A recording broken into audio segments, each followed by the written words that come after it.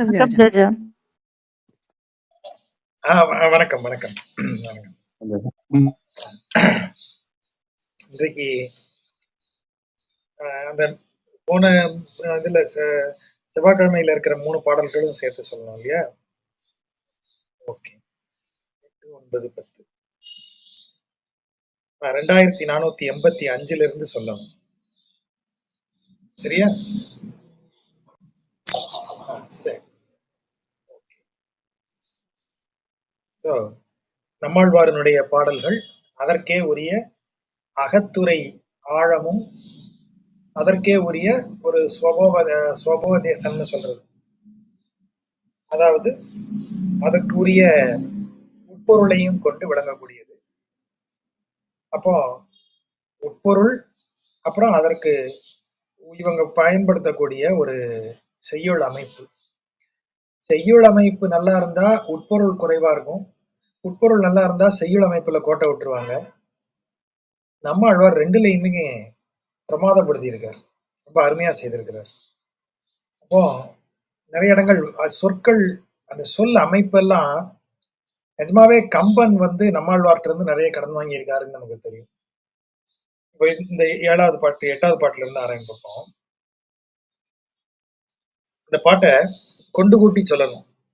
அப்படி சொன்னோம்னா குன்ற நாடார் இந்நாள், அது குன்ற நாடர், நாடார்னு சொல்றேன், குன்ற நாடர், குன்றிற்கு குன்றை நாடாக உடையவன், குன்றத்தின் தலைவன் அப்படின்னு அர்த்தம். எது அவர் சொல்லக்கூடிய அந்த குன்றம் என்பது திருவேங்கடம். குன்ற நாடார்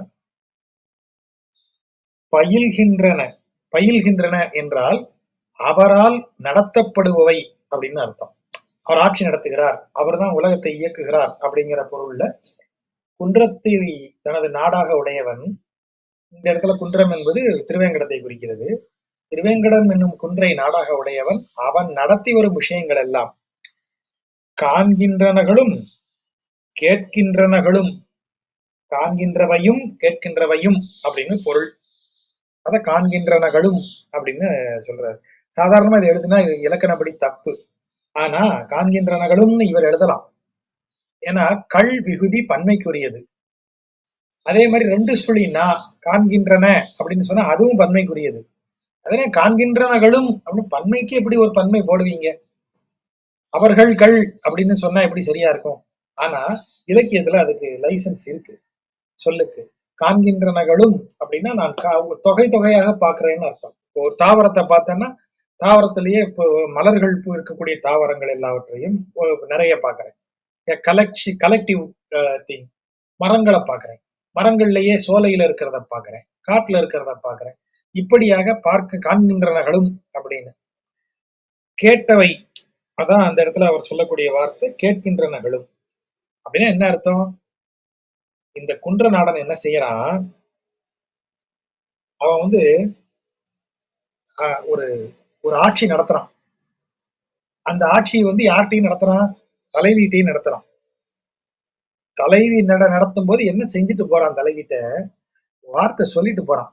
தவிர ஒன்னும் கவலைப்படாத, நான் இப்ப கிளம்புறேன், போய் அங்க தொழில் பண்ணி அது செஞ்சு இது செஞ்சு உனக்கு இது அதெல்லாம் வாங்கிட்டு இந்த டைம் வரும்போது நான் கரெக்டா அப்படின்னு ஒரு பெரிய ப்ராமிஸ் பண்ணிட்டு போயிருக்கான்.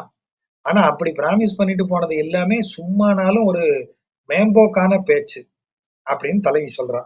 ஏன்னா அந்த பேச்சு படினா இப்ப வந்திருக்கணுமே, கார்காலம் வந்துருச்சு, வந்திருக்கணுமே, இவன் வரலையே. அதனாலதான் அவன் சொல்றான் குன்ற நாடார் இந்நாள் பயில்கின்றன. அப்படின்னா என்ன அர்த்தம்? இந்நாள் பயில்கின்றனன்னு ஏன் சொன்னா, அன்னைக்கு அவன் காண்பிச்சதும் அன்னைக்கு அவன் சொல்லி நான் கேட்டது எல்லாமே காணில் பான். அது எப்படி வாசிக்கணும்னா இந்நாள் காணில் பான். பான் என்றால் மேம்போக்கான அர்த்தம். அதாவது பான் என்பது பாணர்கள் பாடக்கூடியது. பாணர்கள் பாடும்போது எல்லாத்தையுமே உயர்வாக்கி பாடுவாங்க. நதி போகுது அப்படின்னா என்ன சொல்லுவாங்க? நதி கடல் போல் போச்சு, அந்த நதிக்கு எல்லையே கண்களுக்கு தெரியவில்லை அப்படின்னு பாடுவாங்க. அந்த நதியை பார்த்தோம்னா அது ஓடி தாண்டினா தாண்டிடலாங்கிற மாதிரி இருக்கும். ஆனா பாணர்கள் பாடும்போது அதை உயர்த்தி சொல்லுவாங்க. அப்படி ஒரு உபச்சார வார்த்தைகளா போட்டு சொல்லுவாங்க.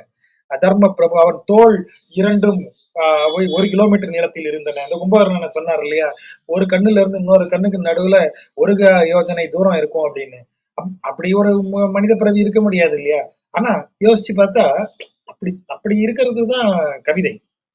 கவிதை வந்து தி பெஸ்ட்டை தான் எப்போதும் பேசிக்கிட்டே இருக்கும். அது வில்லனா இருந்தாலும் சரி, சாதாரண வில்லன்லாம் அங்க இடமே கிடையாது. பெரு வில்லனா வருவான் அவன். நாயகனுக்கு ஈக்குவலான வில்லன் வரணும். அப்ப அத மாதிரியாக பாணர்கள் பாடும் பாடல்ல இருக்கக்கூடிய உபச்சார வார்த்தையை தான் இங்க பான் அப்படின்னு சொல்றது. மூணு சுழியின் அப்படின்னா, இந்நாள் காணில் பான் அப்படின்னு என்ன அர்த்தம்? அன்னைக்கு கிளம்பி போகும்போது அவன் சொல்லிட்டு போனான். நிறைய விஷயத்த எனக்கு காமிச்சு, எனக்கு சொல்லி, இதெல்லாம் எனக்கு காட்டி, இப்படி இப்படிலாம் சொல்லி எனக்கு ஒண்ணு சொல்லிட்டு போனான். அன்னைக்கு அவன் சொன்னதெல்லாம் உண்மை போல இருந்துச்சு. ஆனா இன்னைக்கு அவன் சொன்ன மாதிரி அவன் வரல, எதுவும் செய்யல. இப்போ எனக்கு என்ன தோணுது, அது அத்தனையுமே சும்மா என்னைய சமாளிக்கிறதுக்காக என்னத்தையோ ஒரு கதையை விட்டுட்டு போயிருக்கான் அப்படின்னு தலைவிக்கு தோணுது. அதத்தான் அவ சொல்றான். இது எல்லாம் மான் குன்றம் ஏந்தி தன் மாமலை வேங்கடத்து உம்பர் நம்பும் சேன்குன்றம் சென்று பொருள் படைப்பன் கற்ற திண்ணனவு அறிந்தோம். என்ன பொருள்? எல்லாம் எங்களுக்கு தெரியும்பா, தெரிஞ்சு போச்சுப்பா. என்ன தெரிஞ்சு போச்சு உனக்கு? மான் குன்றம் ஏந்தி, மூணு சுழியின் மான் என்றால் பெரிய, மாண்பு அப்படின்னா பெரியன்னு அர்த்தம். மாண்புல இருந்து மான் வருது. அப்போ பெரிய மலையை ஏந்தி நின்றவன், அதாவது கோவர்தனகிரியை ஏந்தினத சொல்றாங்க. மான் குன்றம் ஏந்தி, அப்படி ஏந்தியவன் எங்கே நிற்கிறான் இப்போ? இப்ப நிக்கக்கூடியது குளிர்ந்த மலையாகிய திருவேங்கடத்தில். தன்மாமலை வேங்கடத்து அங்க நிக்கிறான். அவன் எப்படிப்பட்டவன்? உம்பர் நம்பும் சேன் குன்றம். அந்த திருவேங்கடமலை எப்படிப்பட்டது என்றால், உம்பர் அதாவது தேவர்களெல்லாம் வந்து வணங்கும் அளவிற்கு உயர்ந்த, சேன் என்றால் மிக உயர்ந்தங்கிற அர்த்தம். சேன் குன்றம் உயர்ந்த மலை அது. அதாவது இந்த இடத்துல சேன் என்பது அதனுடைய பிசிக்கல் உயரத்தை மட்டும் சொல்லல, தேவர்களெல்லாம் வந்து வணங்கக்கூடிய அதனுடைய பெருமையையும் உயர்வாக சொல்லுகிறது. தேவர்கள் வந்து வணங்கக்கூடிய பெரிய மலை அது, உயர்ந்த மலை. அந்த மலையில இவன் தங்கியிருக்கிறவன் எப்பேற்பட்டவன்? பெரிய மலையை கையால தூக்கி நின்றவன். எப்படி கனெக்ட் பண்றாரு பாருங்க. அந்த மலையினுடைய சிறப்பை பார்த்து தேவர்கள் வந்து வணங்குகிறார்கள். அப்ப அந்த மலை சிறப்புடையதா அப்படின்னு நம்ம கேட்டோம்னா, இல்லையா, அந்த மலையில ஒருத்தன் இருக்கான், அவனாலதான் அந்த மலைக்கு சிறப்பு. அது எப்படி அப்படி சொல்றீங்க? யோ, அவன் இத மாதிரி பெரிய மலையை கையால தூக்கி நின்னவன், அவன் இந்த மலையில வந்து தங்கினதுனால அவனுக்கு சிறப்பு வந்துருச்சா? இல்ல. அப்ப என்ன அர்த்தம்? ஏற்கனவே நான் சொல்றேன் இல்லையா, தர்மம் அனைவரையும் விட பெரியது. தர்மத்திற்கு ஆள் இன்னார் வேண்டியவர் வேண்டாதவரே கிடையாதுன்னு சொல்றோம். ஆனா அந்த எல்லோரும் தர்மத்தை பின்பற்ற வேண்டியவர்கள் அப்படின்னு சொல்றோம். அப்படித்தானே சொல்றோம்? தர்மத்தை பின்பற்று அப்படித்தானே சொல்றோம். அப்படின்னா தர்மத்தை ஃபாலோ பண்றதுதான் நமக்கு வேலையை தவிர, தர்மத்தை டைரக்ட் பண்ண முடியாது, தர்மத்தை திசை திருப்ப முடியாது, தர்மத்தை நம்மால் ஆள முடியாது. நம்மை தர்மம் ஆளும், நாம் தர்மத்தை ஆள முடியாது. ஆனா ஒருவன் அதை தன் விரல் நுனியில் வைத்திருப்பான். இந்த தர்மத்தின் மையம் அவன் விரல் நுனியில் சுழலும். ஆகவேதான் அவன் தர்மத்தின் தலைவன், அறத்தின் மூர்த்தியான். அவன் முன்னாடி போனா பின்னாடி தர்மம் போச்சுன்னு கம்பன் சொல்லுவான். தர்மம் பின்னிறங்கி ஏக. மற்ற நேரங்கள்ல தர்மத்தை பின்பற்றிதான் மனுஷன் போகணும். இங்க ராமனை பின்பற்றியே தர்மம் போச்சு அப்படின்னு அவன் ஏன் சொல்றான் கம்பன் அப்படின்னா, அதற்கு காரணம் அவன் தர்மத்தின் தலைவன். ஆகவே அந்த அந்த வார்த்தை சொல்லப்பட்டது. அப்போ அதே ஐடியா தான் இங்கேயும். ஒரு பெரிய மலை, தேவர்கள் வந்து வணங்கக்கூடிய அளவிற்கு புகழ் வாய்ந்த மலை. அப்படிப்பட்ட மலை, எப்படி அந்த மலைக்கு புகழ் வந்தது? எங்கால அங்க இருக்கிறதுனால புகழ் வந்தது.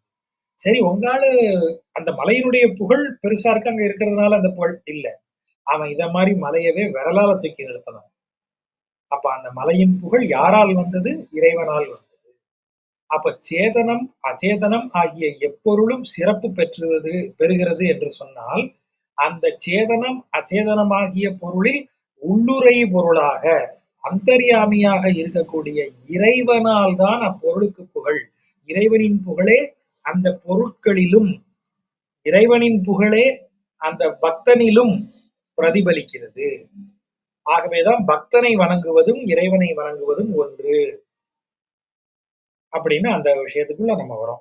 அந்தர்யாமியாக அவன் இருக்கிறது இவ்வளவு அழகா சொல்றாரு. மான் குன்றம் ஏந்தி தன்மாமலை வேங்கடத்து உம்பர் நம்பும் சேன்குன்றம் சென்று அப்படிலாம் சொல்லிட்டு டக்குன்னு அவ்வளவு தத்துவமா பேசிட்டு அகத்துறைக்கு பாயிறாரு. பொருள் படைப்பான். என்ன சொல்லிட்டு போயிருக்கான், நான் திருவேங்கடத்துக்கு போறேன். அங்க போய் நிறைய வியாபாரம்லாம் செய்து நிறைய பொருளை உருவாக்கி நிறைய சம்பாதிச்சுட்டு நான் வரேன்னு சொல்லிட்டு போனான். பொருள் படைப்பான் வேண்டி அவன் என்ன சொன்னா, நான் மான்குன்றம் ஏந்தி தன்மாமலை வேங்கடத்து உம்பர் நம்பும் சேன்குன்றம் சென்று வருகிறேன். அங்க போய் பொருள் எல்லாம் நான் சம்பாதிச்சுட்டு வரேன். அப்பேற்பட்ட சிறந்த புகழ் வாய்ந்த மலையில போய் நான் பொருளை சம்பாதிச்சுட்டு வரேன்ட்டு போனா, கற்றது திண்ணனவே. கற்ற திண்ணனவே. கற்றனா அவனுடைய வேலைகள், அவன் செய்கிற தில்லாலங்கடிகள், அதான் கற்ற. அவனுடைய இந்த வேலைகள் எல்லாம் திண்ணனவே அப்படின்னா ரொம்ப திமிரு பிடிச்ச வேலை. இப்ப தெரியுது எனக்கு. இது எல்லாம் அறிந்தோம். இப்ப தெரியுது, என்னை ஏமாத்திட்டு போயிருக்கான். ஒரு வார்த்தை சொல்லிட்டு போயிடான் என்கிட்ட. அவன் சொன்னதையெல்லாம் அவன் சொல்லும் போது நல்லா கேட்டு உண்மைன்னு நம்பிக்கிட்டே இருந்தேன். இந்த மாதிரி இது வரைக்கும் வரல. என்கிட்ட சும்மா உபச்சாரமா என்னை சமாளிக்கிறதுக்காக எதையோ சொல்லிட்டு போயிருக்கான். திருவேங்கட மலைக்கு போய் நான் பொருள் சம்பாதிச்சுட்டு வரேன்ட்டு போனா, என்னென்ன வேலை காட்டியிருக்கான் பாத்தியா? எவ்வளவு திமிரு பாத்தியா அவனுக்கு? இப்பதாண்டி எல்லாம் தெரியுது எனக்கு அப்படின்னு தோழிக்கு சொல்றான் தலைவி. இப்பதான் எனக்கு புரியுது அவன் என்னை என்ன கிறுக்காக்கிட்டு போயிருக்கான்னு. அப்படி சொல்றது. அடுத்த பாட்டுல என்ன சொல்றாரு, ஒரே தலைவன் தலைவியின் நீங்கள் அருமை கூறுதல். இப்ப ஷார்ட்டை இங்க கட் பண்றோம், தலைவிட்ட கட் பண்றோம், தபால்னு தலைவன் கிட்ட கொண்டு போறோம். தலைவனும் ஃபீலிங்ல தான் இருக்காரு. ஏதோ சூழ்நிலை வர முடியல. தலைவன் ஃபீலிங்ல இருக்காரு. சரி, தலைவன் என்ன ஃபீலிங்ல இருக்காரு? தலைவி இங்க என்ன சொல்லிட்டு தலைவனை திட்டிட்டு இருக்கா. ஒழுங்கா வரமாட்டான், போக மாட்டான், என்னை ஏமாத்திருக்கான், என்னென்ன வார்த்தையெல்லாம் பேசுனா திமிரு பிடிச்சவன், வரட்டும் அவன் அப்படிங்கிற ரேஞ்சுக்கு அவன் புலம்பிட்டு இருக்கா. தலைவனுடைய புலம்பலை பாருங்க. தின் பூஞ்சுடர் நுதி நேமி அம் செல்வர் விண்ணாடு அணைய பண்பூ மணிவல்லி. வார்த்தையை பாருங்க. தின் பூஞ்சுடர், என்ன எப்படி ஒரு காற்றா போடுறாரு பாருங்க. தின் வலிமை வாய்ந்த, திண்மை வாய்ந்த, வலிமை மிக்க பூஞ்சுடர், பூ போன்ற சுடர்.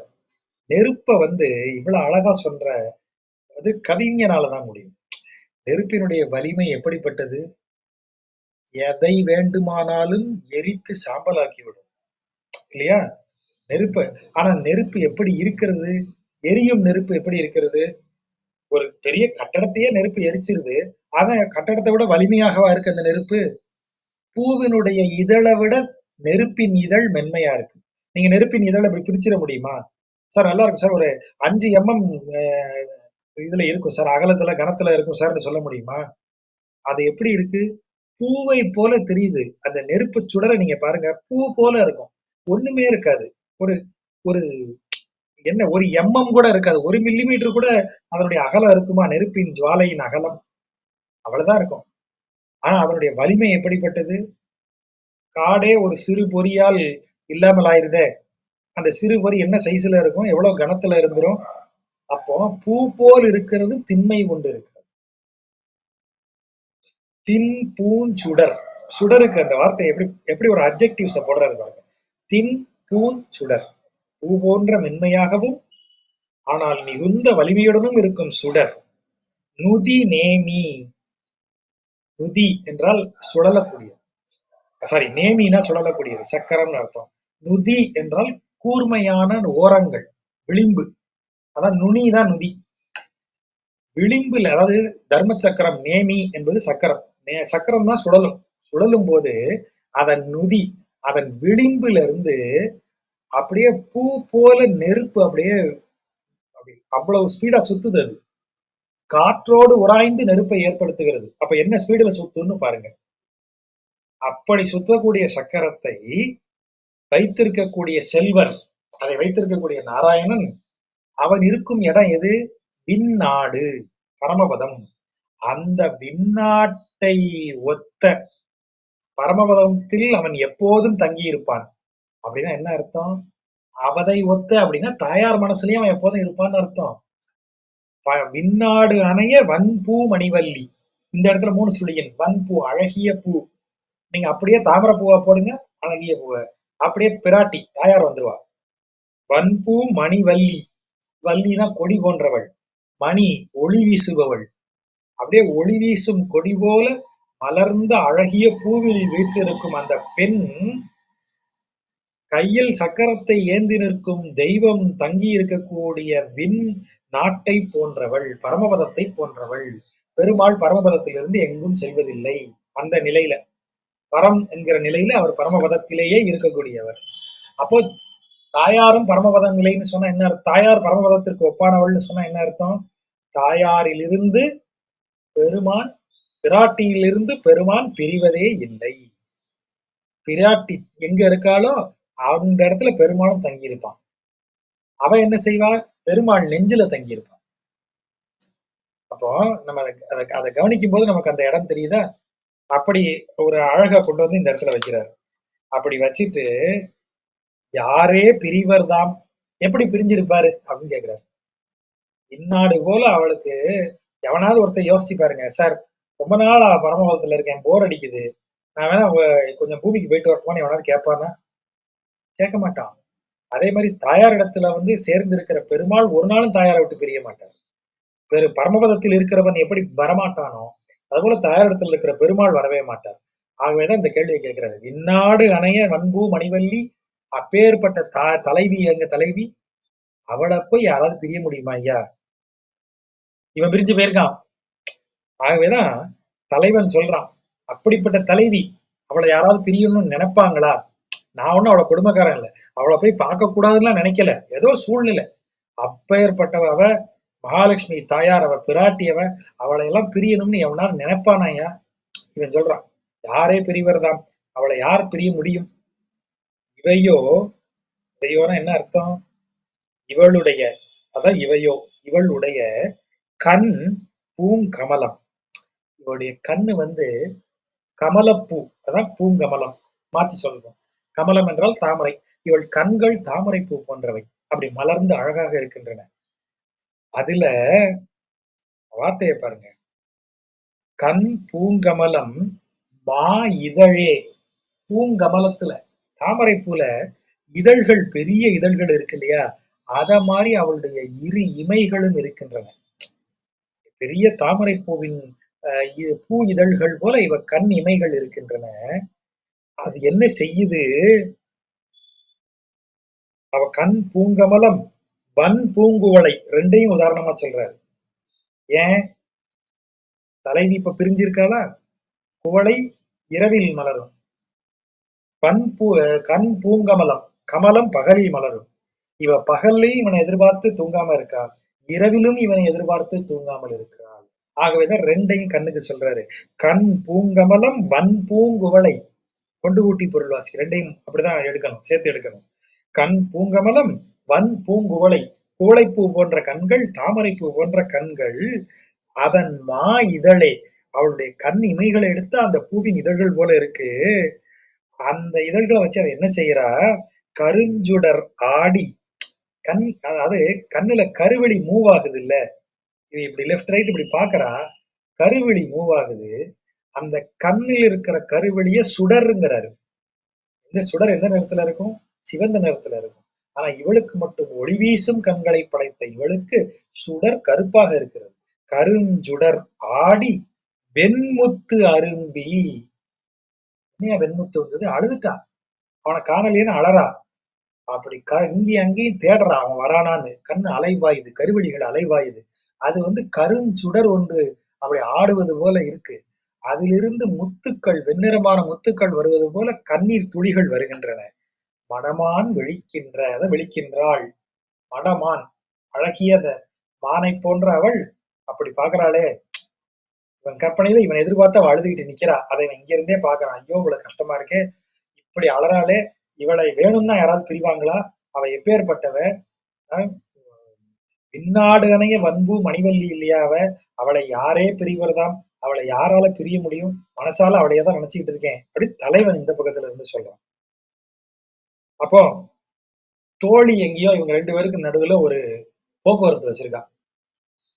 தோழி வந்துட்டான். தோழிட்ட தலைவன் சொல்றான், அதாவது மாயோன் வடவேங்கட வட திருவேங்கடநாட வள்ளி கொடிகாள். மாயோன் அதாவது வட திருவேங்கடம் என்பது தமிழகத்தின் வட எல்லை என்பதால் சொல்லப்படுகிற வார்த்தை.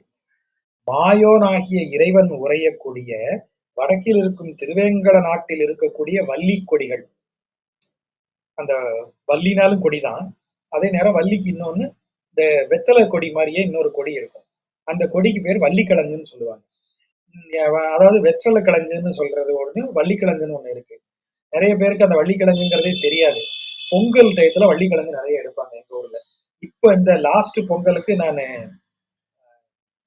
போத்தீஸ்க்கு போயிருந்தேன். பொங்கலுக்கு முன்னாடி பார்த்தா வள்ளிக்கிழங்கு வச்சிருக்காங்க. கிலோ 15 ரூபான்னு இருக்காங்க. நெஞ்ச என்னையா வள்ளிக்கிழங்கு கிடைக்கவே கிடைக்காது. எங்கேயா எடுத்தனா எங்கேயாவது எடுத்து வந்து போட்டிருக்காங்க. வள்ளிக்கிழங்கு 15 ரூபாயா? அடி புடின்னு தூக்கி எடுத்து வச்சுக்கிட்டேன். ஒரு அம்மா கேக்குது, இது என்னது இது? இதை யாரு எடுப்பாங்க? இது என்னது இது அப்படின்னு கேட்டது. அது வள்ளிக்கிழங்கு. இது எப்படி சமைக்கணும்? உடனே அங்க வந்து அவங்களுக்கு ஒரு சமையல் குறிப்பையும் சொல்லி அவங்களையும் வாங்க வச்சு ஏதோ உன் மனசு திருப்தி, வள்ளிக்கிழங்கெல்லாம் கிடைக்குது. அப்படி இருக்கும். அது வள்ளிக்குடின்னு ஒண்ணு இருக்கு. ஸோ வள்ளிக்கொடிகள்னா அது பெரும்பாலும் அப்படி விளையக்கூடியதுங்கிறதுனால அந்த வார்த்தையை சொல்றாரு. வள்ளிக்கொடிகள் உரைக்கிலும் நோயோ கேட்கின்றீர். அதாவது இது எப்படின்னா, என் சிரமத்தை நான் சொன்னா கூட நீங்க கேட்க மாட்டேங்கிறீங்க. நோயோ உரைக்கிலும் கேட்கின்றீர். நான் எனக்கும் சங்கடமா இருக்குன்னு சொன்னாலும் கேட்க மாட்டேங்கிறீங்க. உரையீர், அங்கேயும் போய் சொல்ல மாட்டீங்க. கேட்கறதும் இல்ல, கேட்டா தானே போய் சொல்லுவீங்க. கேட்கறதே இல்ல, அப்புறம் எப்படி போய் சொல்லுவீங்க? கேட்கின்றீர், உரையீர், சொல்றதும் இல்ல. நுமது வாயோ, என்ன வாயா உங்களுக்கு எல்லாம்? கேட்கறதும் இல்ல, சொல்றதும் இல்ல. அது அன்றி வல்வினையேனும் கிளியும் எழுகும் ஆயோ. என்ன பொருள் அதுக்கு? வல்வினையேனும் கிளியும் எழுகும் ஆயோ. அதாவது கிளி கூட தோத்து போயிடும். எழுகும் என்றால் கேலி செய்யும். தோத்து போகின்றேன், கேலி செய்யும் அர்த்தம். எழுகுதல், இதுக்கு எப்படி பொருள் எடுக்கலாம்? உங்கள்ட்ட பல முறை சொன்னேன், திரும்ப திரும்ப சொன்னேன். ஏன் இதான் என் பிரச்சனை, அவள்கிட்ட சொல்லுங்க, இதான் என் பிரச்சனை. நீங்க காதலே வாங்க மாட்டேங்கிறீங்க, அவள்கிட்ட போய் சொல்ல மாட்டேங்கிறீங்க. நான் சொன்னதை ஒரு கிளி கேட்டிருந்தா கூட என் நேரத்துக்கு சொல்லி இருக்கும். இப்ப கிளியே கேலி பண்ணுது. இவங்களுக்கு போய் திந்திர சொல்ற, எனக்கு சொல்லி கொடுத்திருந்தா நானே போய் சொல்லியிருப்பேன்னு கிளி கேலி பண்ணுது. கிளியும் எழுகும். தொண்டையோ அடும், என் தொண்டை புண்ணா போச்சியா. டைலாக பாருங்க. நான் உன்னோட மாரடிச்சு என் தொண்டை தண்ணியே வத்தி போச்சு. அதுதான் எக்ஸாக்டா இங்க கொண்டாந்து போடுறாரு. தொண்டையோ அடும், என்னால சொல்லி முடியல. எத்தனையோ முறை சொல்லிட்டேன், உங்களுக்கும் புரியல. அவங்க போய் சொல்ல மாட்டேங்கிறீங்க. இது அறிவு அரிதே அறையோ. அறையோ என்றால் ஆஹா, ஐயையோ அப்படின்னு ஒரு வியப்பு சொல். இது அறிவு அரிதே. இது இது அறிவுக்கு புலப்படாததாக இருக்கே. ஏன் இப்படி இருக்கீங்க? இது அறிவுக்கு இத்தனை முறை சொல்லி ஏன் புரியல உங்களுக்கு?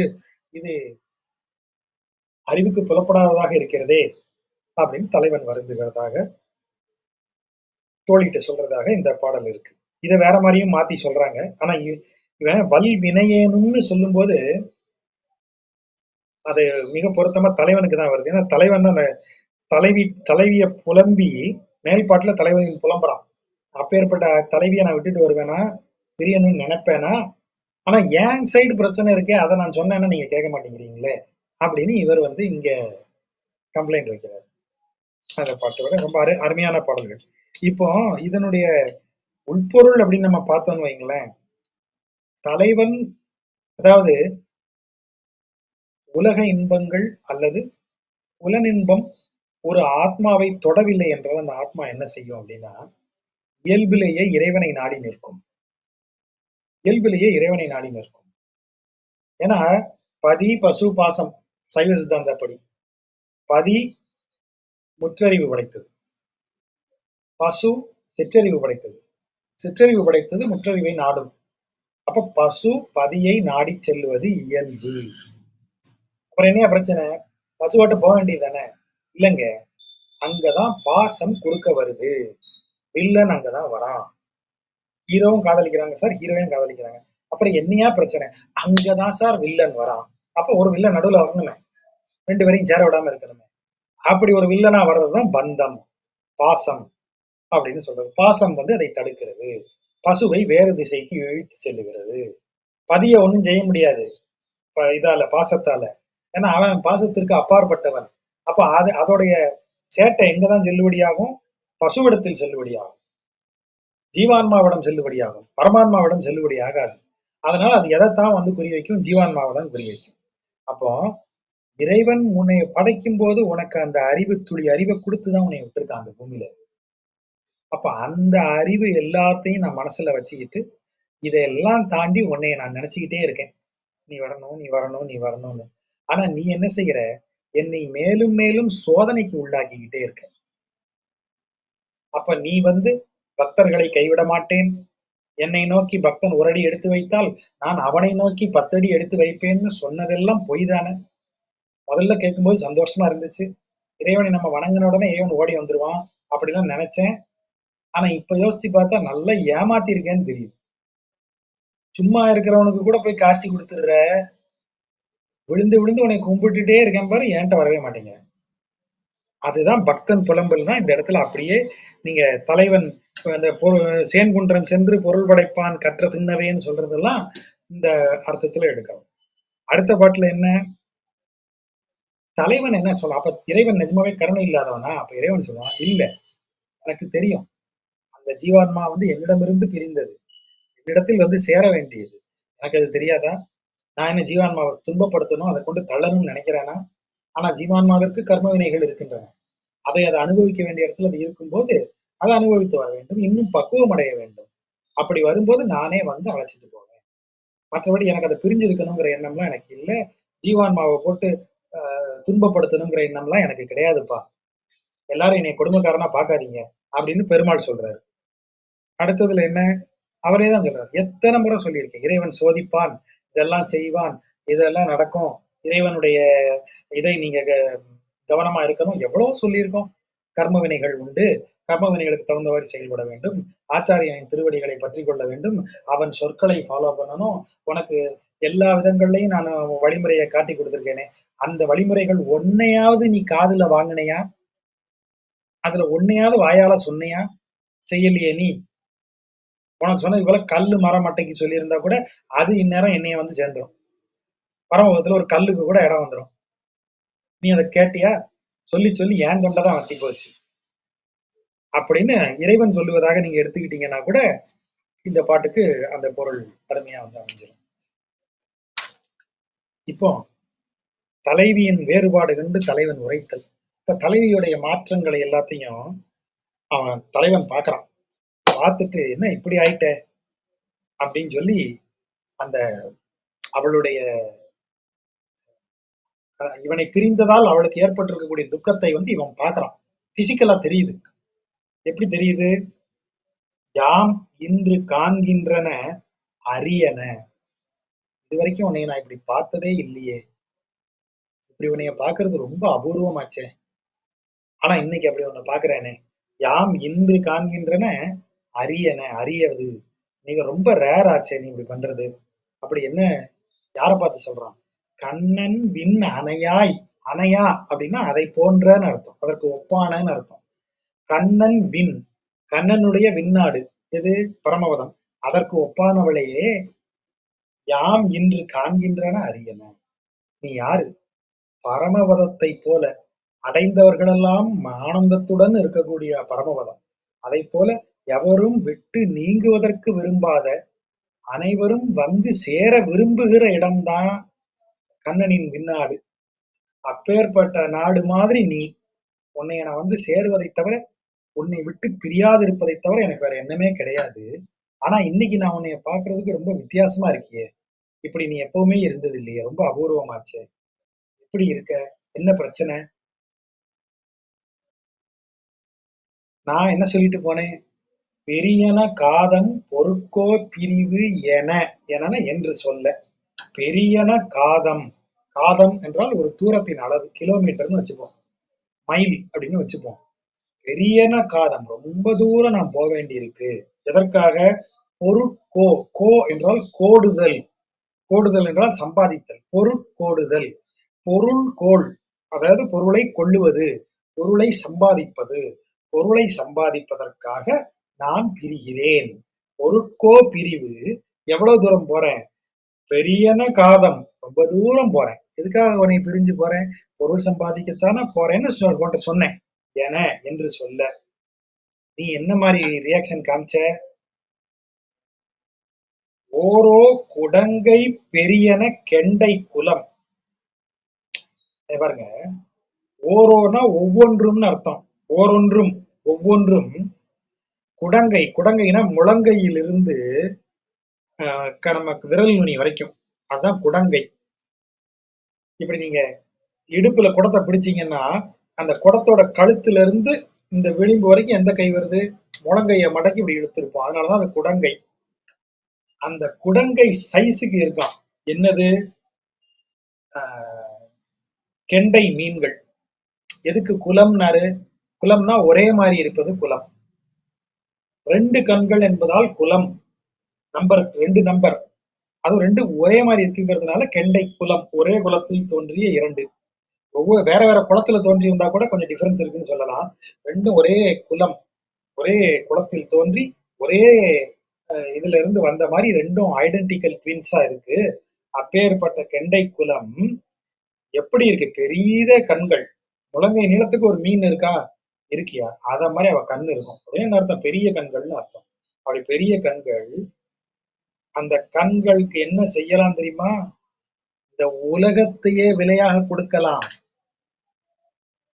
ஓரோ குடங்கை பெரியன கெண்டை குலம் ஞாலம் எய்தற்கு உரியன. உலகத்தையே பெரும் அளவிற்கு அந்த கண்களின் அழகு இருக்கியா? அந்த கண் அழகுக்கு உலகத்தையே கொடுக்கலாம். அப்பேற்பட்ட அழகு அவ கண்கள். ஆனா அந்த கண்கள் இப்ப எப்படி இருக்கு? ஒன் முத்தும் பைம்பொன்னும் ஏந்தி இவையோ வந்து பேர்கின்றனவே. பேர்தல் அப்படின்னா அப்படி தடுமாறுதல். தடுமாறுது அவ கண்ணு. எப்படி தடுமாறுது? பசுமை நிறம், அந்த மஞ்சள் நிறம் கொண்டு, பைம்பொன்னும் தங்கத்தின் நிறத்தையும் கொண்டு, வெள்ளை நிற முத்துக்களையும் கொண்டு கண்ணுல மஞ்ச பூத்துருச்சு. ஏன்? தலைவன் பிரியறேன்னு சொன்னானே, பெரியன காதம் பொருட்கோ பிரிவு என என்று சொல்ல தலைவியோட கண்கள் உலகத்தையே விலையாக கொடுக்கும் அளவிற்கு அழகு வாய்ந்த கண்கள்ல மஞ்சள் பூத்து கண்ணீர் துளிகள் வெண்முத்து போல் சொரிகின்றன. கண்ணீர் வெண்முத்து மாதிரி வருது, கண்ணு மஞ்சள் பூத்துருச்சு தலைவன் சொன்ன உடனே.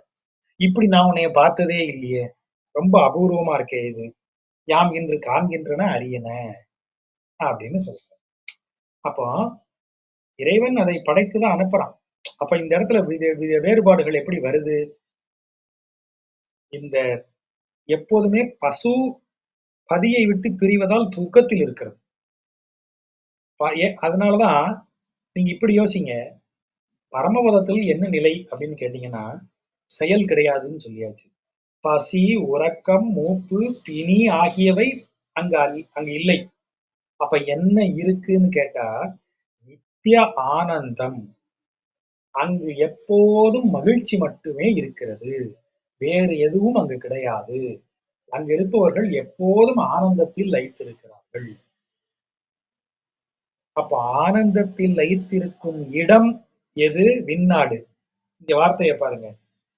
கண்ணன் விண் அணையாய், கண்ணனினுடைய திருநாடு போல் இருப்பவளே, அதை ஒத்தவளே அப்படின்னு சொன்னா தலைவி கூட இருந்தா எந்த நேரமும் மகிழ்ச்சி தான், துயரத்துக்கு இடமே இல்லை. அப்ப எப்போது துயரம் வருகிறது? தலைவி கூட இருந்தா விண்ணாட்டில் இருந்த மாதிரி இருக்கே, அப்ப பிரிஞ்சா நீ மண்ணாட்டுக்கு வந்துருவ, துயரம் வந்துடும். அப்போ இந்த இடத்துல தலைவியை விட்டு தலைவன் பிரியறான். அப்படி பிரிஞ்சா அந்த ஜீவான்மாவை விட்டு பரமான்மா விலகுகிறது, அது தள்ளி போகிறது. நீ போ, பூமிக்கு போன்னு சொல்லி ஜீவான்மாவை அனுப்புது பரமான்மா. அப்போ ஜீவான்மா என்னதான் செய்யும்? வேதனைப்படும், துயரப்படும் போன்னு சொல்லும் போது. ஆனா இது நிகழணும். உனக்கு கர்ம வினைகள் இருக்கு, நீ அதை முடித்து விட்டுத்தான் வர வேண்டும். உனக்கு சில கடமைகள் பூமியில இருக்கு, அதை நீ செஞ்சுட்டு தான் வரணும் அப்படின்னு. எனக்கு கடமைகள் இருக்கு, நான் செய்யணும். அதெல்லாம் நடக்கும்போது இந்த இது வருது. இப்ப தலைவி சொல்றா, இப்படி சொல்லிட்டு போறியா நீ? என் நிலைமையை யோசிச்சு பார்த்தியா? எனக்கு எவ்வளவு சங்கடங்கள் இருக்கும் தெரியுமா? என்ன சங்கடங்கள் உனக்கு இருக்கு? மணிமாமை பேர்கின்றது. மாமை என்றால் தமிழ்ல அதுக்கு ஒரு அருமையான சொல். அது மான் தளிரினுடைய நிறம் அப்படின்னு அதுக்கு பேர், மாமை என்றால். மான் தளிர பார்த்தவங்களுக்கு தெரியும். அது ஒரு பிரௌனிஷா இருக்கும். ஒரு பிரவுன், அது பிரவுன் கலர்ல ஒளிவிடக்கூடிய வேற எதையாவது எனக்கு சொல்லுங்க. நானும் யோசிச்சு யோசிச்சு பாக்குறேன். பிரவுன் கலர்ல ஒளி விடக்கூடிய ஒன்று இல்லவே இல்லை. ஆனா மான் தளிர் பிரவுன் நிறத்துல ஒளி விடும். அவ்வளவு அழகான, அப்படியே அதுல கலர் விஷயம் இல்லை, அதுல ஒரு மென்மையும் ஒரு சுடரும் ஒரு ஒளி இருக்கும். நீங்க மாந்தளிர் அப்படி செடியில அந்த மரத்திலேயே இருக்கும்போது நீங்க பாருங்க, என்ன மினுமினுப்புன்றீங்க, அப்படி ஒரு மினுமினுப்பு. அந்த மாதிரி அந்த பெண் அந்த வயதுல இருக்கா. மாமை பருவம்.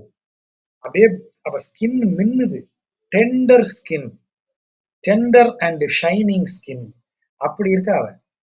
இப்போ அது பேர் மணி மாமை. ஒளி வீசும் என் உடலினுடைய அழகு பேர்கின்றது, அப்படியே மாறுது, விலகி போகிறது. ஏன்? நீ போறேன்னு சொன்னதுல. பக்கத்துல தான் நான் அழகா இருப்பேன். நீ இருக்க இருக்க எனக்கு அழகு கூடும். நீ போறேன்னு சொல்ற, என் அழகு மாறுது. அள்ளல் பயலை பிறங்கி ஊர்கின்றது. அள்ளல் பயலைனா வண்டல் படிஞ்ச மாதிரி ஏடு ஏடா படியுது. எது? பசலை. பசலைய பயலைன்னு சொல்றது இடைப்போலின்னு சொல்லுவாங்க. நடுவுல இருக்கிற ஒரு சொல்ல வேற ஒன்னா போட்டுக்கிறது இடைப்போலி. பசலைன்னு சொல்லணும், பயலைன்னு சொல்றோம். நடுவுல இருக்கிற இடைச்சொல்ல தூக்கி வேற ஒன்னா போட்டோம், அதனால இடைப்போலி. பயலை பிறங்கு. பிறங்கினா அப்படியே அடர்ந்து. வண்டல் மண் எப்படி மழை பெஞ்சு, இப்படி மழை பெஞ்சு இப்படி தண்ணி ஓடிட்டு அப்புறம் தண்ணி குறைஞ்ச உடனே பாத்தீங்கன்னா அங்க இப்படி ஏதோ இந்த ஆம ஓடு மாதிரி அப்படியே செதில் செதிலா செதில் செதிலா தங்கி இருக்கும் பாத்திருக்கீங்களா, வண்டல் படிஞ்சிருக்குன்னு சொல்லுவாங்க. அப்படி வண்டல் படிஞ்சிருப்பது போல பசலை என் மேல் படர்ந்திருக்கிறது. என் ஸ்கின் பூரா பார்த்தா சொரியாசிஸ் வந்த மாதிரி இருக்குங்கிறா. அப்படி பசலை வளர்ந்துருந்தா அந்த தலைவியை என்ன அந்த காலத்துல ஸ்கின் ப்ராப்ளம் நிறைய இருந்திருக்குமான்னு நான் முன்னாடி கிண்டல் பண்ணுவேன். அப்படி மேல எல்லாம் பசலை படர்ந்திருக்கிறது. எப்படி இருந்த உடம்பு? ஒளி வீசி கொண்டிருந்த உடம்பு. நீ போறேன்னு சொன்ன உடனே ஒளி மாறிவிட்டது. என் மேலெல்லாம் அப்படியே வண்டல் மண் வாரி வண்டல் மண் படிந்தது போல என் மேலெல்லாம் அப்படியே ஊறுகின்றது, அப்படியே பரவிக்கிட்டே வருது பசலை நோய். ஊழிகளே கங்குல். கங்குல் ஊழிகளே. கங்குல்னா இரவு. இரவு எல்லாம் ஊழிக்காலம் போல நீண்டு கிடக்கிறது. இரவெல்லாம் ஒரு பொட்டு தூக்கம் இல்ல. இரவு ரொம்ப நீளமா தெரியுது, எனக்கு ஊழிக்காலம் போல தெரிகிறது. இது எல்லாம் இனவே. இப்படித்தான் எல்லாமே இந்த தன்மையில் தான் எனக்கு எல்லாம் இருக்கு. என் பிரச்சனையே இதுதான். நீ போறேன்னு சொன்னானா நான் டல் ஆயிடுறேன். மேலெல்லாம் என்னமோ பசலை படர்ந்து தேமல் வந்த மாதிரி உட்கார்ந்துருக்கேன். ராத்திரி எல்லாம் தூங்காம ராத்திரி பொழுத தள்ளுறதே பெரும்பாடா இருக்கு. இதெல்லாம் தான்யா எனக்கு நடக்குது. ஈர்கின்ற சக்கரத்து எம்பெருமான் கண்ணன் தன்னம் துழாய் சார்கின்ற நல் நெஞ்சினார் தந்து போன தனி வளமே. கம்ப்ளைண்ட பாருங்க. அவன் எப்பேற்பட்டவன்? ஈர்கின்ற. ஈர்கின்றனா அப்படி நெடுக்க வகுந்துடுற, அப்படியே வகுந்துருவேன் அப்படின்னு சொல்றான் இல்லையா, அதுதான் ஈர்கின்ற. அப்படியே ரெண்டா பிளக்கக்கூடிய சக்கரத்தை உடைய எம்பெருமான் கண்ணன், அவனுடைய துளாய், தன் துளாய், குளிர்ந்த அழகிய துளசி, அதை அணிந்த நல் நெஞ்சினார். துளசி சார்ந்த, துளசி அணிந்திருக்கிற, துளசி படிந்திருக்கிற நல் நெஞ்சை உடையவன். நல்லவன். அதாவது இது என்னது அப்படின்னா, இந்த என்ன சொல்றது, எதிர்பொருள்ல வச்சு அவனை கிண்டல் பண்றது. அவன் கொடுமையானவனா விட்டுட்டு போனதுனால என்னை எப்படி ஆக்கிட்டான், ஆனா நல்லவன் பாணி, நல்லா இருடே நீ அப்படி நம்ம சொல்றோம் இல்லையா, அது எதிர்பொருள்ல வரக்கூடியது இல்லையா, அந்த பொருள்ல வருது. நல் நெஞ்சினார் தந்து போன தனி வளமே. இது வளம் இந்த இடத்துல கிஃப்ட்னு யோசிச்சு பாருங்க, சரியா இருக்கு. அவன் எனக்கு தனியா விட்டுட்டு போன கிஃப்டியா இதெல்லாம்? எது? இப்படி என்னுடைய ஒளி குன்றி என் மேனி எல்லாம் பசலை படர்ந்து இரவெல்லாம் தூக்கம் இல்லாம கிடந்து அவஸ்தைப்படுறேன் பாத்தீங்களா, இது எல்லாமே அந்த நல்லவன் இருக்கானே அவன் கொடுத்துட்டு போன கிஃப்ட், எனக்குன்னு கொடுத்துட்டு போனது. தனி வளமே, எக்ஸ்க்ளூசிவ்லி எனக்குன்னு மட்டும் கொடுத்துட்டு போயிருக்கான் அப்படின்னு அவனை குறை சொல்லியாது தலைவி. அது கூடி கூடி என்ன ஆகுது, தலைவிக்கு அவனை பிரிஞ்சு இருக்கும்போது ஒவ்வொன்றும் துன்பப்பட, இருளும் வாடையும் அவளை துன்பப்படுத்துகிறது. இதெல்லாம் உலக இன்பம். இந்த சம்சார துக்கம் தலைவனை பிரிந்த தலைவியை, பரமான்மாவை பிரிந்த ஜீவான்மாவை இந்த சம்சார துக்கம் எப்படியெல்லாம் தொல்லைப்படுத்துகிறது. அதான் இந்த பாட்டுல எழுதுறார். சூரியன் மறைஞ்சிட்டான், சந்திரன் அதாவது இரவு வந்து விட்டது. கவிஞன் பாருங்க என்ன வார்த்தை போடுறாரு பாருங்க. தனிவளர் செங்கோல் நடாவு தழல்வாய் அரசு அவிய. சூரியனுக்கு என்ன வார்த்தை போடுறாரு? அவன் வாயால தழல வீசுறானா, அதான் தழல் வாய் அரசு. அரசுன்னா பகலை ஆட்சி செய்பவன் சூரியன். ஆகவேதான் அவன் அரசுன்னு சொல்றாரு. எப்படிப்பட்ட அரசு அவன்? இன்னொரு சூரியன் உண்டா? நேத்துக்கு என்னமோ தெரியல சார், 2 சூரியன் வந்தது, அப்படி சொல்லுவோமா நம்ம? தனி வளர் சூரியன் அவன். தனிவளர் செங்கோல் நடாவு தழல்வாய் அரசு அவன். அவன் தனி ஆளு. அவனுடைய செங்கோல் பகல்ல செல்லும். அவனுக்கு இணை ஒருத்தர் கிடையாது. சூரியனுக்கு இணையாக பகல்ல வேற என்ன வந்து ஒளி வீசிரும்? நிலா வந்து ஒளி வீசுமா? அவன் செங்கோல் முன்னாடி நிலா நிற்கிறதே தெரியாதே. அப்ப சூரியன் வந்து த ஒன் அண்ட் ஒன்லி டே டைம்ல அப்படிங்கறத என்ன அழகா சொல்றாரு பாருங்க. தனிவளர் செங்கோல் நடாவு தழல்வாய் அரசு. நெருப்பை வீசுகின்ற, நெருப்பை கக்குகின்ற அந்த அரசன் யாரு? பகலுக்கு அரசன் கதிரவன். அவன் அவிய. அவியன்னா அவன் போய் கடலுக்குள்ள இறங்கிட்டான். கடலுக்குள்ள இறங்கிதான் அவிஞ்சிட்டானா அவன். அதான் கடலுக்குள்ள இறங்கிட்டானாம். நீருக்குள்ள இறங்குனா நெருப்பு அவியும் இல்லையா? ஆகவே இந்த வார்த்தையை சொல்றான். அவிய, கடலுக்குள்ள இறங்கிட்டான், ஈவினிங் ஆயிடுச்சு. இப்ப என்ன வருது? பனிவளர் செங்கோல் இருள் வீற்றிருந்தது. எங்க? பார் முழுதும், உலகம் பூரா பார் முழுதும் பனிவளர் செங்கோல், பனியை குளிரை கூட்டிக்கொண்டே செல்லுகிற பனிவளர், குளிரை கூட்டிக் கொண்டே செல்லுகிற ஆட்சி புரியும் இருள். இருளுக்கு இயல்பு குளிர்ச்சி. இருண்டு இருப்பது குளிர்ந்து இருக்கும். ஆகதான் அந்த இருண்ட குளிர் ரெண்டையும் ஒன்னா சேர்க்கிறாரு. பனிவளர் செங்கோல் இருள் வீற்றிருந்தது. வெளிச்சத்துக்கு வெப்பம் உண்டு. அதனாலதான் இந்த வார்த்தையை சொல்றாரு. தனிவளர் செங்கோல் நடாவு தழல்வாய் அரசு அப்படின்னு அந்த வார்த்தையை சொல்றாரு. ஒளியும் வெப்பமும், குளிரும் இருளும், அந்த காம்போவை தான் இங்க போட்டிருக்காரு. பனிவளர் செங்கோல் இருள் வீற்றிருந்தது பார் முழுதும். உலகம் பூரா அப்படி இருக்கு. பகல் பூரா வெயில், அது முடிஞ்சு இரவு வந்துருச்சு. துணிவளர் காதல் துழாயை துழாவு தன் வாடை தடிந்து இனி வளைகாப்பவர் ஆர். அதாவது சொல்ற, இவளுடைய காதல் துன்பத்தை வளர்க்கும் காதலாக மாறிவிட்டது. துணி வளர் காதல். துணினா துன்பம். என் துன்பத்தை மேலும் மேலும் வளர்க்கக்கூடிய காதல் பகலெல்லாம் சூரியனைப் போல எரிக்கிறது, இரவெல்லாம் பனி நடுக்கத்தை ஏற்படுத்துகிறது. அப்படி நடுங்கிட்டு உட்கார்ந்துருக்கேன். ஏன் பார் முழுதுன்னு சொல்றாரு? உலகத்துல ஏதாவது ஒரு இடத்துக்கு போனா கூட இதுல இருந்து தப்பிச்சிடலாம்னு நினைக்கிறியா? முடியாது. உலகம் பூரா சூரியனும் இருப்பான், உலகம் பூரா இருளும் இருக்கும். நீ எங்கேயும் தப்பிக்க முடியாது. பார் முழுதும், நான் எங்கேயும் போய் தப்பிக்க முடியாதியா. பிறந்துட்டேன், இந்த உலகத்தை விட்டு எங்க போக முடியும்? இந்த உலகத்துல எங்க போனாலும் அவன் என்ன செய்வான்? தழல்வாய் அரசு தனிவளர் செங்கோல் நடாவி நிற்பான் பகல் பூரம். ராத்திரி ஆயாச்சுன்னா பனிவளர் செங்கோல் இருள் வீற்றிருந்து ஆட்சி புரியும். எப்படி பார்த்தாலும் நான் அங்கதான் இருக்கணும். அவங்க 2 பேர்ட்டையும் மாட்டி அவஸ்தைப்படணும். இதுக்கு நடுவுல இந்த ஒவ்வொரு காலத்திலையும் உன் மேல நான் வச்சிருக்கிற காதல் எனக்கு துன்பத்தை விளைவிக்கிறது. துழாயை துளவு தன் வாடை. அந்த துழாய்ங்கிறது அந்த துளசி. அந்த துளசியை துளாவிட்டு வரக்கூடிய காற்று, குளிர்ந்த காற்று. அது வெறும் குளிர்ந்த காற்றா இருந்தா பத்தாதான், துளசி வாசனையை, துளசியை தடவிட்டு வர்றதுனால துளசி வாடையை எனக்கு கொண்டு வருது. அப்படி கொண்டு வர்றதுனால உன்மேல் கொண்ட காதல் இன்னும் பெருகுகிறது. அதை எவனாவது கண்டிச்சு வைக்கலாம்ல? தன் வாடை தடிந்து. அதை யார் கண்டிக்க முடியும்? தலைவன் வந்து தலைவியோட சேர்ந்தாதான் அதை தடுக்க முடியும். தடிந்து என்றால் அதை வெட்டுதல்னு பொருள். தடிந்துனா வெட்டுதல். இந்த இடத்துல அதை என்ன, அது இல்லாமல் ஆக்குறது. அப்போ துளசி மாலை துன்பம் தருகிறது, குளிர்காலம் துன்பம் தருகிறதுன்னு சொன்னா என்ன செய்யணும்? தலைவன் வந்து தலைவியோட சேரணும். அப்படி இல்லைன்னா என்ன நடக்கும்? தலைவி மெலிஞ்சு போய் அவளுடைய வளையல் கலண்டு விழுந்துரும். அப்ப வளையல் கலராம காப்பாத்தணும்னா என்ன செய்யணும்? தலைவிக்கு தலைவன் வந்தாக வேண்டும். ஆகவேதான் அந்த வார்த்தையை சொல்றான். நீயும் போயிட்டனா யார் என் வளையலை காப்பாத்துவா? எப்பேற்பட்ட பிரச்சனை வளையலை காப்பாத்துறது? துணிவளர் காதல் துழாயை துழாவு தன்வாடை தடிந்து இனி வளை காப்பவர் யார்? யார் இருக்கா உன்னைய தவிர? எனை ஊழிகள் ஈர்வனவே.